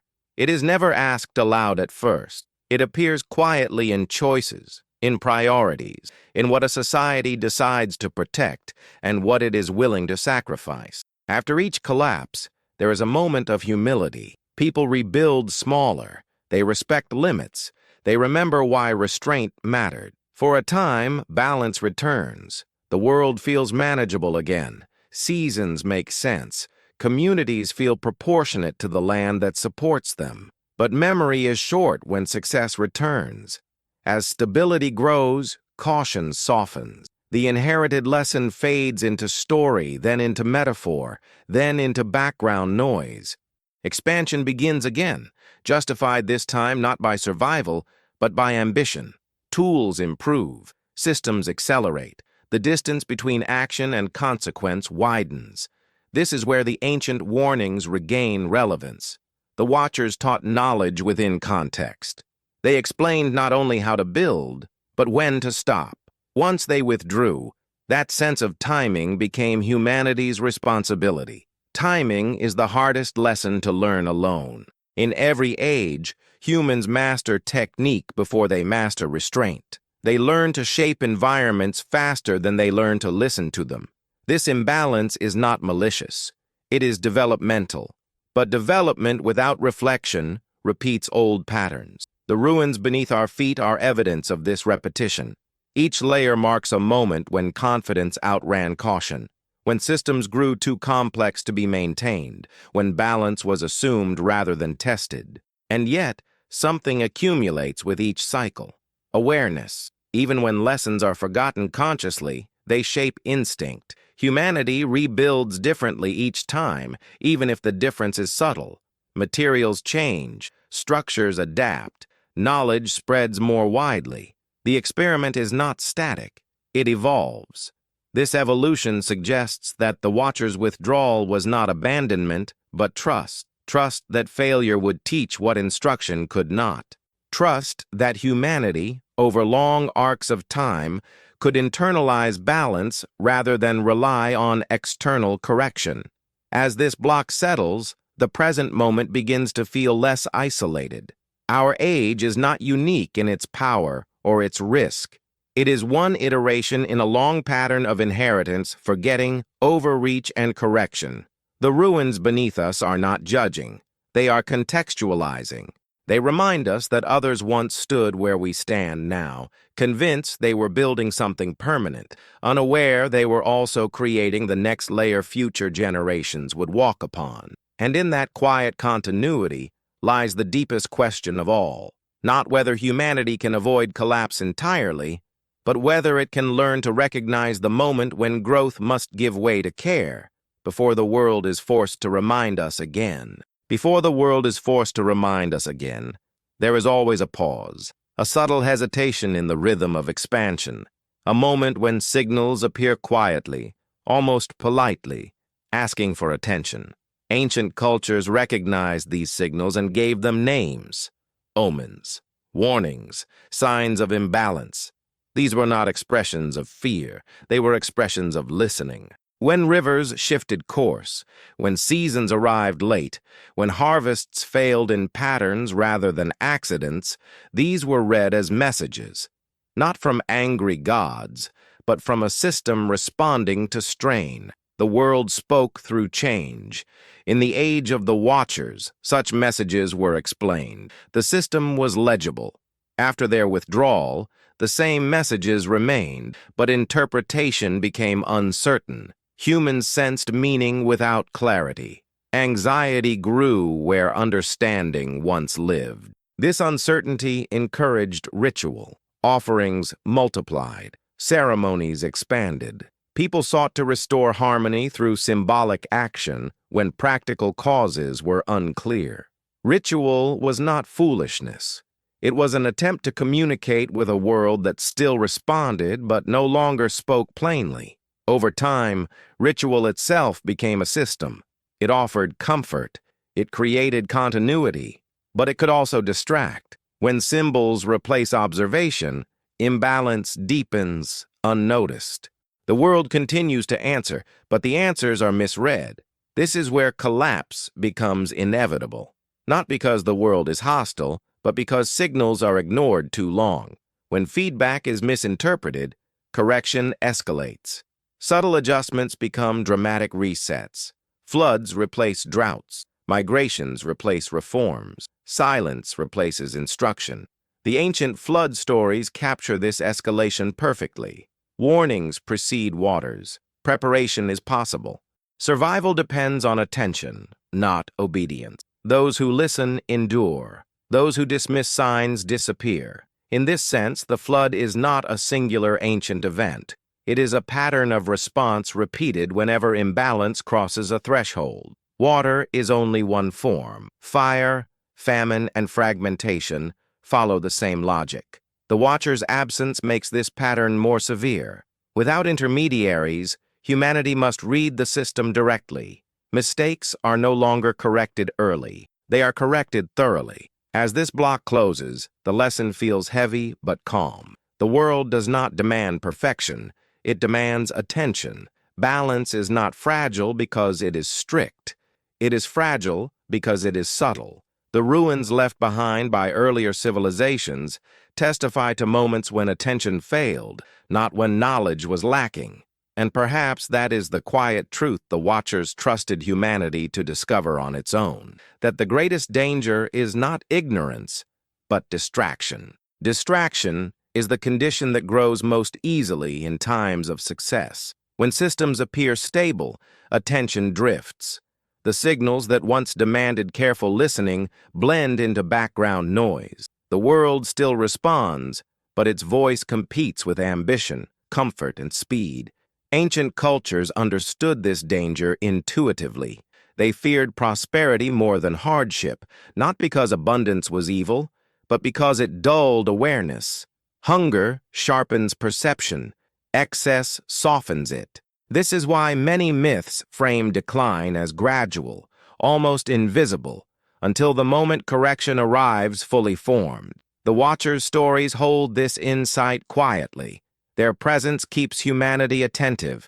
Their absence tests whether attention can survive without guidance. The experiment is not about knowledge alone. It is about awareness. When awareness fades, complexity becomes brittle. Systems grow intricate but lose flexibility. Interdependence increases while understanding decreases. A small failure cascades into widespread collapse because no one remembers how the whole fits together. This is how great civilizations fall without invasion. Trade networks strain, resources thin, trust erodes. People argue about symptoms while ignoring causes. The ruins that follow are not monuments to ignorance, but to misaligned attention. And yet, something endures through every collapse: the capacity to notice. Survivors remember not the glory, but the warning signs. They pass them down as stories, as parables, as myths of floods and fires, of gods withdrawing, of teachers leaving when humans stop listening. These stories are not meant to predict disaster. They are meant to sharpen awareness, to keep attention alive during times of comfort. As this block settles, the narrative reaches the edge of catastrophe, not as an ending, but as a turning. The Watchers' first civilization did not fail because it lacked knowledge. It reached a limit of attention. Correction followed. Whether humanity recognizes that limit before crossing it again remains the open question. One carried quietly through ruins, myths, and memory, waiting for a moment when listening becomes more valuable than speed and balance becomes more important than growth. When the limit is crossed, it rarely feels dramatic at first. There is no clear line, no announcement that balance has been lost. There is only acceleration, faster movement, denser cities, louder worlds. The same actions repeated with greater intensity, as if repetition alone could secure stability. Ancient texts describe this moment with remarkable restraint. They do not dwell on destruction. They describe withdrawal, silence, the sense that something essential has stepped back. In the story of the Watchers, this is the moment when oversight ends. In flood traditions, it is the moment when warnings stop and waters begin to rise. Silence is the final signal. After silence, correction unfolds according to the nature of what has been strained. When land is exhausted, it empties. When water systems are abused, they overflow or disappear. When social bonds are stretched beyond trust, they fracture. The world answers in kind. This is why catastrophe feels both shocking and inevitable. In hindsight, the signs were present. In the moment, they were easy to ignore. Attention had already drifted elsewhere. The ruins left behind by these moments carry a peculiar stillness. They do not speak of panic. They speak of interruption. A city paused mid-gesture, tools abandoned, plans unfinished, life moving elsewhere. These pauses are important. They mark the boundary between cycles. Before, complexity dominated. After, simplicity returns. Humanity resets not by choice, but by necessity. In the aftermath, something changes in how the world is perceived. People become quieter. They watch the sky again. They listen to land and water with renewed seriousness.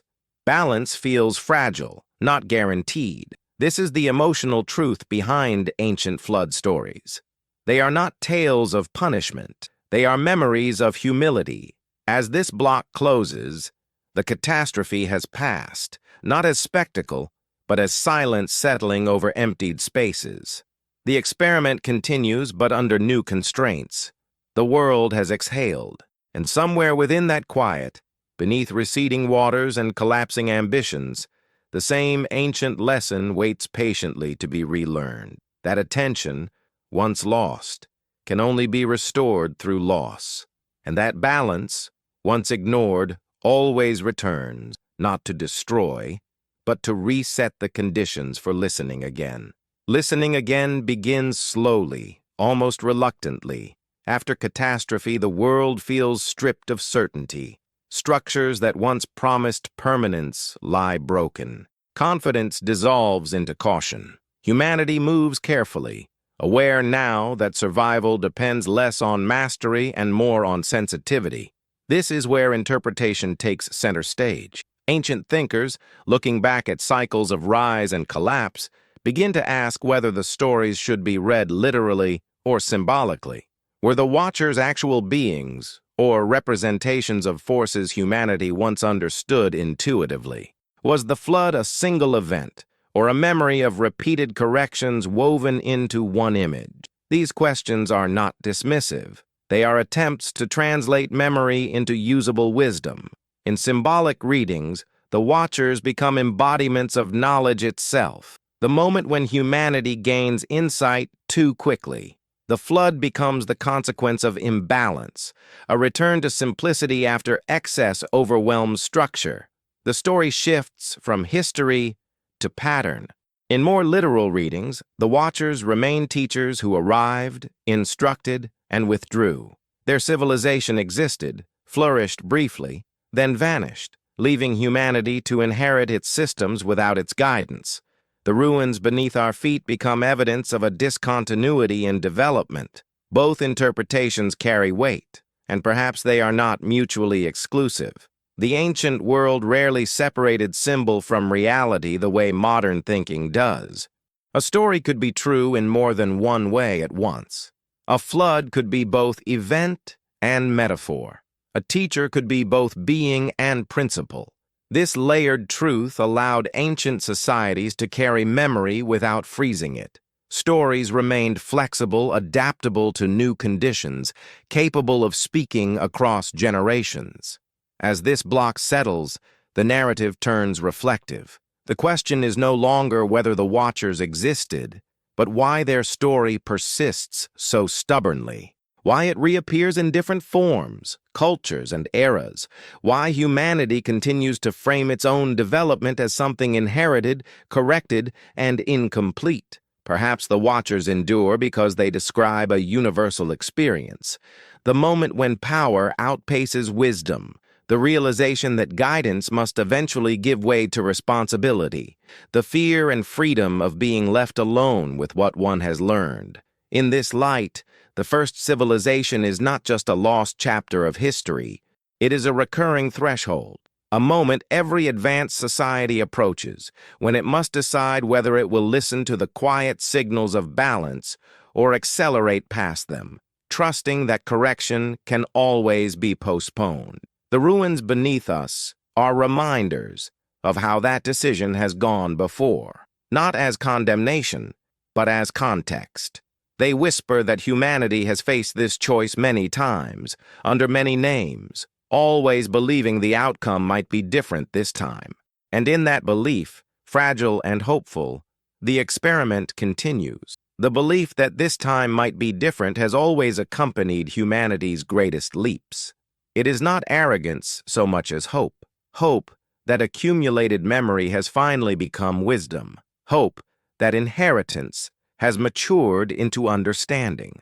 Ancient thinkers sensed this tension long before modern language could name it. They spoke of cycles not as traps, but as spirals. Each return carried subtle change. Each collapse left residue. Humanity did not start over clean. It carried scars, intuitions, adjustments. This is where astronomy returns to the story in a quieter, more symbolic form. The sky repeats its patterns, yet never in exactly the same configuration. Seasons recur, but conditions shift. The same stars rise, but the observer changes. Some ancient traditions encoded this idea in long cycles, great years, world ages, periods of alignment and misalignment measured not in decades, but in millennia. These were not predictions. They were frameworks for patience. Within these frameworks, the watchers take on a new role. They become markers of transition. They appear at moments when humanity crosses thresholds of complexity. They withdraw when those thresholds are passed. They do not control the cycle. They witness it. To witness is not to intervene. It is to remember. This subtle distinction matters. A watcher does not rule the system. A watcher observes whether balance holds. In this sense, the watcher's true function may never have been governance, but memory. They ensure that what happens is seen, recorded, understood somewhere, even if humanity forgets. If this is so, then the silence following their withdrawal is not emptiness. It is space. Space for humanity to act without constant observation. space to choose whether it will internalize balance or externalize blame. Modern societies rarely think of themselves as part of ancient cycles. They imagine linear progress, yet the patterns persist. Expansion accelerates, systems strain, warnings appear quietly, attention drifts, correction follows. The language has changed. Climate replaces flood, resource depletion replaces famine, social fragmentation replaces exile, but the logic remains unchanged. As this block settles, the story leans gently toward the present without naming it directly. The ruins are no longer only beneath us. They are ahead of us as possibility. The watchers no longer teach or withdraw. They watch, and perhaps that has always been enough. Being watched is not the same as being guided. It carries no instructions, no comfort, no immediate correction. It only carries awareness. And awareness, when it is quiet enough, can feel like absence. Ancient cultures sensed this distinction deeply. To be seen by the heavens was not to be controlled by them. It was to be accountable to something larger than immediate desire. The sky did not punish. It reflected. It showed patterns unfolding over time, indifferent to human urgency. As humanity moved further into autonomy, this reflection became harder to tolerate. Accountability without instruction feels like abandonment. Without clear boundaries, choice becomes heavy. Every decision carries consequence, and no external authority absorbs responsibility. This is where modern anxiety quietly mirrors ancient fear. Not fear of gods, but fear of misalignment. The sense that something fundamental can be done wrong without immediate feedback. That the world may respond later all at once when correction is no longer gentle. The Watcher's silence embodies this tension. They do not intervene to save humanity from itself. They do not warn loudly. They observe. In doing so, they mirror the behavior of the system itself. The world watches. It records. It responds when thresholds are crossed. This realization reframes the idea of divine judgment. Judgment is not imposed from above. It emerges from imbalance. It is structural, not personal. The world reacts the way structures always react when pushed beyond design limits. Ancient myths tried to convey this without equations or models. They used stories of floods, falls, and withdrawals. They used watchers because watchers imply observation without interference. In this sense, humanity has never been alone. It has always been witnessed. But witnessing is not rescue. It is simply presence. As this block settles, the narrative grows quieter. The idea that no one is coming to fix what humanity breaks is not meant to frighten. It is meant to clarify. Responsibility cannot be outsourced forever. The ruins beneath us, and the ruins that may one day follow, are not signs of abandonment. They are records of choices made under observation. Evidence that the experiment continues not because it is controlled, but because it is allowed. And in that allowance lies both danger and dignity. Dignity emerges slowly when responsibility is no longer optional. It does not arrive as confidence. It arrives as restraint, the quiet decision to pause, to listen, to notice when a system begins to strain instead of celebrating how far it has stretched.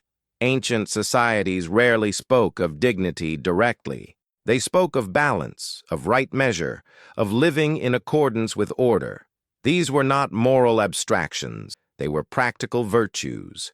A balanced society endured. An imbalanced one did not. The Watcher's story holds this lesson without insisting on it. Their withdrawal creates a vacuum where humanity must decide how to act without supervision. The absence of correction reveals character more clearly than presence ever could. This is why later myths often frame humanity as standing alone before the cosmos. The sky no longer descends. The earth no longer speaks clearly. Meaning must be generated internally. Ethics must be chosen, not imposed. In this stage of the experiment, power becomes the true test. Knowledge alone proves nothing. What matters is how restraint is practiced when expansion is possible, whether growth is guided by care or driven by appetite. The ruins of past civilizations suggest that appetite usually wins first. Expansion feels rewarding, limits feel unnecessary, warnings feel abstract until they become unavoidable. Yet something subtle changes across cycles.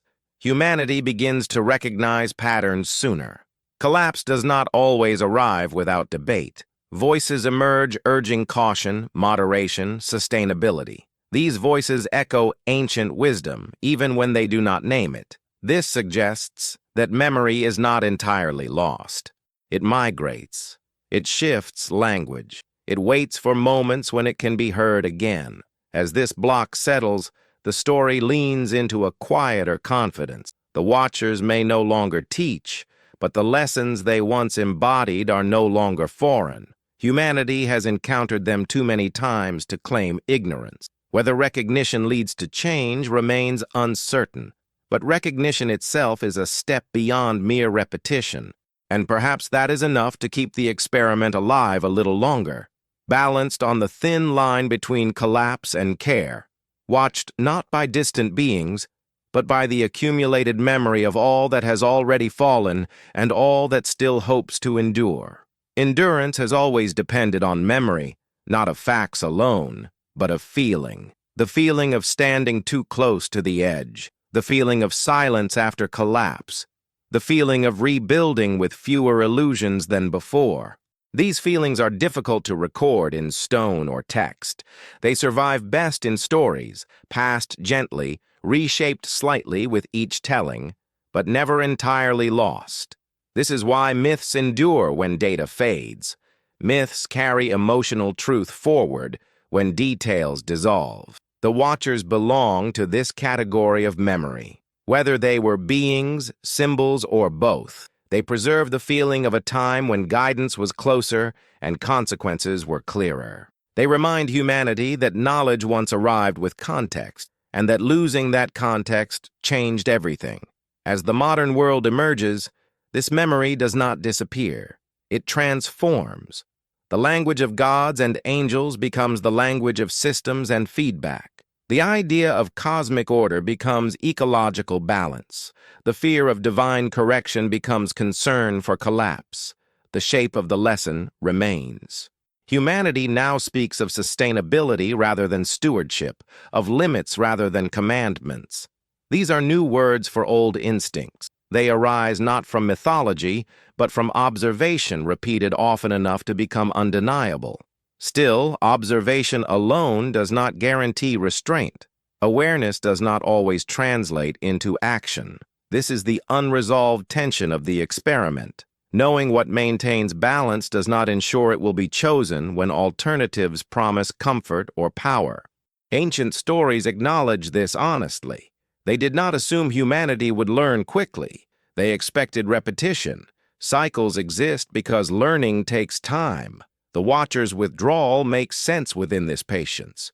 They do not rush the outcome. They do not intervene to save humanity from repeating mistakes. They allow cycles to play out fully, trusting that meaning accumulates even when progress is slow.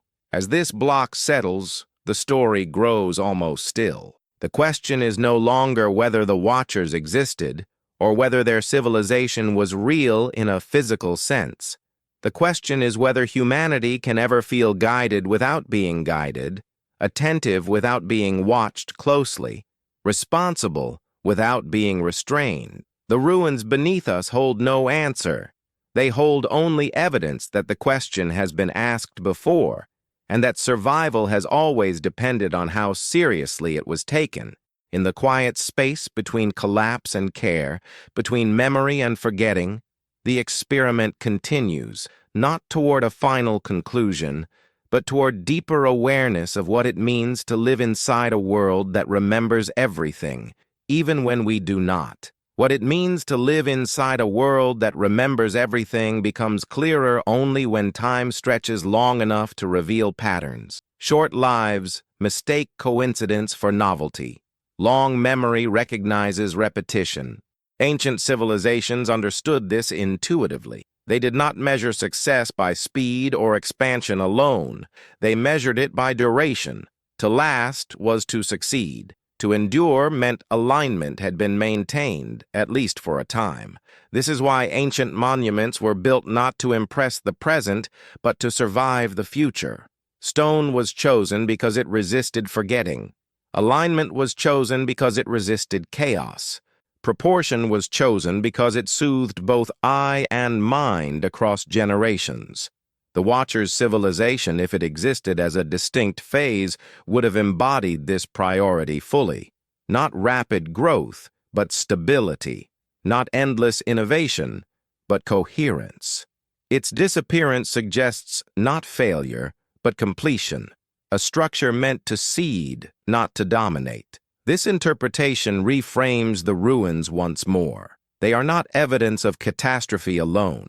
They are evidence of transition, the moment when guardianship gave way to autonomy, when humanity was left inside a finished framework and asked implicitly to decide how to live within it. Autonomy is heavier than control. It requires judgment without certainty. It demands restraint without enforcement. It forces humanity to confront the limits of its own understanding. Modern civilization stands fully inside this weight. There are no watchers to blame, no instructors to consult, only feedback, delayed but precise, arriving through environmental strain, social fracture, and internal unrest. The ancient world would have recognized this moment. It would have named it an age of testing, not testing imposed from above, but testing emerging naturally from scale and complexity. When systems become large enough, their weaknesses reveal themselves. When power becomes widespread, responsibility must spread with it, or imbalance follows. As this block settles, the narrative does not point toward doom or salvation. It points toward awareness, the same awareness ancient builders encoded into stone and orientation, the same awareness storytellers preserved in myths of withdrawal and return. Perhaps the Watchers never intended to remain visible. Perhaps their role was always to vanish once the lesson was delivered. A lesson not written in words, but in cycles. And perhaps the quiet reason their story endures is because humanity is still inside that lesson, still discovering what it means to inherit a world, to alter it, and to live with the consequences long enough for memory to become wisdom rather than warning. Wisdom, when it arrives, rarely feels triumphant. It feels restrained. It feels quieter than certainty and slower than ambition. It recognizes limits not as obstacles, but as guides.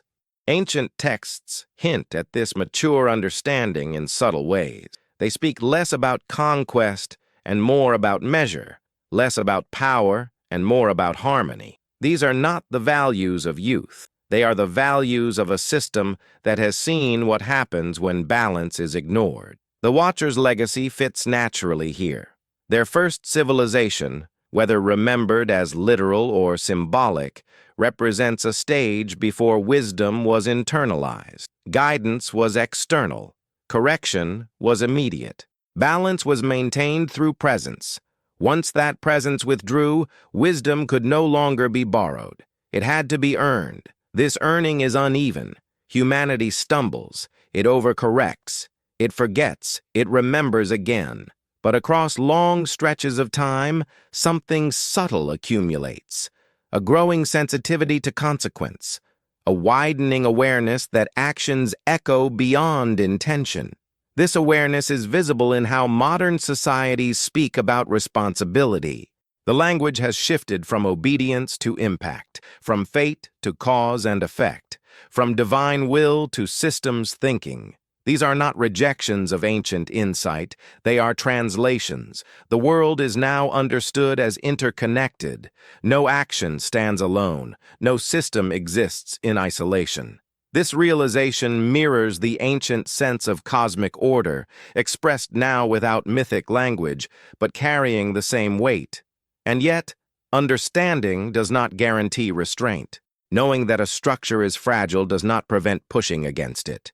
This tension remains unresolved, just as it always has. As this block settles, the story approaches its final movement. The Watchers have faded entirely into memory. Their civilization exists only as traces, impressions, and recurring patterns. Humanity stands alone with unprecedented power and unprecedented vulnerability. The question is no longer who taught us first. It is whether we have learned enough to teach ourselves. The ruins beneath us, the cycles behind us, and the signals around us all suggest the same quiet truth. Wisdom does not arrive as revelation. It arrives as recognition. Recognition of patterns already lived, already lost, already rebuilt. And in that recognition, the ancient lesson breathes again, not as command, but as invitation. Invitation is a gentle word for something that carries so much weight. It does not demand. It does not threaten. It simply waits, open, patient, allowing choice to reveal character. Ancient stories understood this deeply. They framed the most important lessons not as orders, but as moments of decision. A boundary approached, a warning ignored or heeded. A teacher who steps back and allows the student to choose. The Watcher's silence is this kind of invitation. It asks whether humanity can recognize balance without being told where it lies, whether restraint can arise from understanding rather than fear, whether care can become instinct instead of obligation. This is why the idea of a first civilization lingers so powerfully. It represents a time when order was explicit, when instruction was clear, when responsibility was shared between human and overseer. Its disappearance forces a harder question. What happens when clarity is removed? The answer, unfolding slowly across history, is mixed. Humanity creates beauty and devastation in equal measure. It builds systems that sustain millions and systems that collapse under their own weight. It learns, forgets, relearns.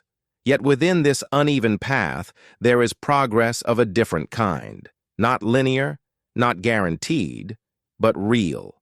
A growing capacity to reflect, to model consequences, to listen to signals that are no longer wrapped in myth, but in data, observation, and lived experience. These are modern expressions of an ancient skill. Reading the world. The Watchers once taught this skill directly. Now it must be practiced collectively. No single voice explains the whole. Understanding emerges from collaboration, from humility, from willingness to adjust.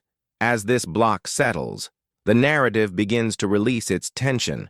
The story is no longer about lost teachers or vanished civilizations. It is about presence, about being awake inside a world that responds to attention and neglect alike. The invitation remains open. Whether humanity accepts it fully is not a question history can answer yet. But the fact that the question continues to be asked suggests something important. The lesson has not been lost.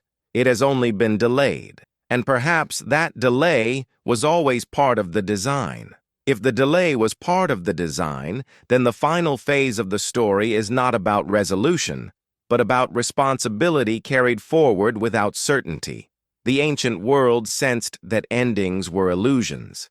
What mattered was continuity, the quiet passing of care from one generation to the next. This is why so many traditions end not with triumph, but with silence. The teacher departs. The vision fades. The listener is left alone with what has been heard. There is no confirmation that the lesson was understood. Only time will reveal that. The Watcher's story ends this way, not with judgment pronounced, but with absence. They do not return to correct mistakes. They do not explain what should have been done differently. They leave humanity inside the world, surrounded by tools, patterns, and consequences. This absence forces a deeper kind of attention. Without guidance, humanity must watch itself. It must become both actor and observer. It must learn to notice strain before collapse, imbalance before catastrophe. This is not an easy inheritance. It asks for patience in a species drawn to speed. It asks for humility in a culture tempted by dominance. It asks for listening in a world filled with noise. Yet the fact that these values continue to surface again and again suggests that something essential was successfully transmitted. Even without watchers, the instinct for balance survives. As this block settles, the tone softens. The story does not condemn. It does not warn loudly.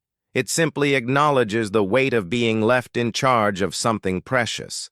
The ruins beneath us are not accusations. They are reminders, proof that others once stood where we stand, facing the same uncertainty, carrying the same responsibility, believing as we do now that perhaps this time understanding will last a little longer. And in that belief, fragile and sincere, the cycle does not end. It continues quietly, waiting for care to become habit rather than exception, for wisdom to feel natural rather than forced, and for humanity to finally recognize that being alone was never a punishment, but the final lesson itself. That final lesson settles most deeply when the world grows quiet enough to feel it, not in moments of conquest or invention, but in stillness, in the pause between actions, in the recognition that nothing truly stands alone. Ancient people understood silence as a form of knowledge. Night was not empty, it was revealing. The stars emerged only when noise faded. Patterns became visible only when movement slowed. The watchers belonged to this kind of awareness. They did not shout, they observed. In the absence of their presence, humanity slowly learned a similar posture, watching itself, watching the land recover or fail, watching societies stabilize or fracture, watching generations repeat familiar mistakes with new confidence. This watching is uncomfortable. It removes the comfort of blame. There is no distant authority to fault, no external will to accuse. There is only choice and the delayed echo of that choice returning through the world. Yet this discomfort carries a strange peace as well. To be responsible is to be real.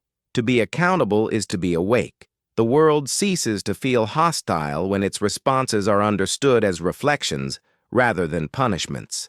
In this way, the ancient lesson turns inward. The watchers were never meant to remain external figures forever.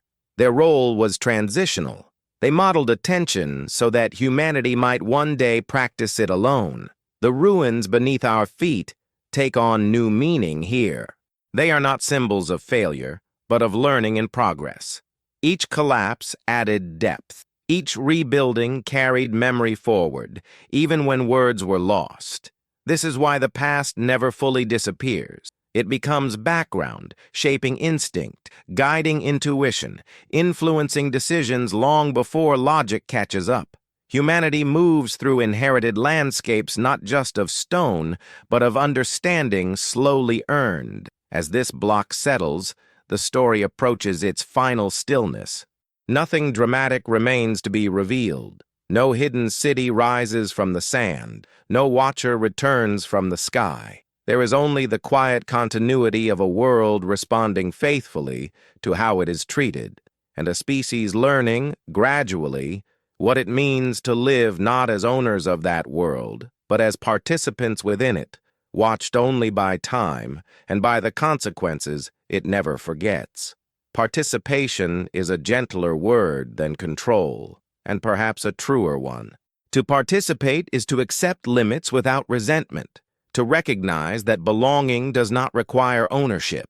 Ancient cultures circled this insight carefully, sensing its importance without always naming it. The Watcher's story points toward this understanding in its quiet conclusion. They do not vanish because humanity fails. They vanish because the lesson cannot be completed while guidance remains external. Participation requires risk. It requires the possibility of error. It requires living with outcomes long enough for meaning to settle. This is why the ancient world placed such emphasis on cycles. Cycles forgive mistakes without erasing consequence. They allow return without pretending nothing happened. Each turn of the cycle carries memory forward, slightly altered, slightly refined. Humanity's long journey through rise and collapse begins to look less like failure and more like apprenticeship extended across millennia.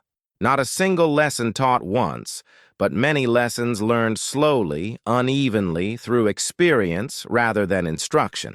The ruins beneath our feet are milestones in that apprenticeship. They mark points where understanding reached its limit, where complexity outpaced care, where correction became unavoidable.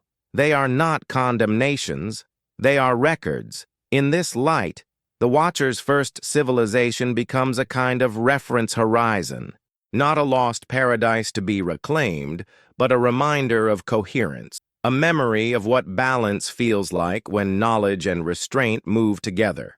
The question for humanity was never whether it could rebuild what was lost. It was whether it could embody the principles that made it possible in the first place. As this block settles, the narrative grows very quiet. There is no urgency left, no warning that must be shouted. The world does not rush its lessons. Everything needed has already been given. Patterns remain visible. Consequences remain reliable. Memory remains embedded in land, story, and instinct. All that remains is attention, and perhaps that has always been the simplest and most difficult inheritance of all.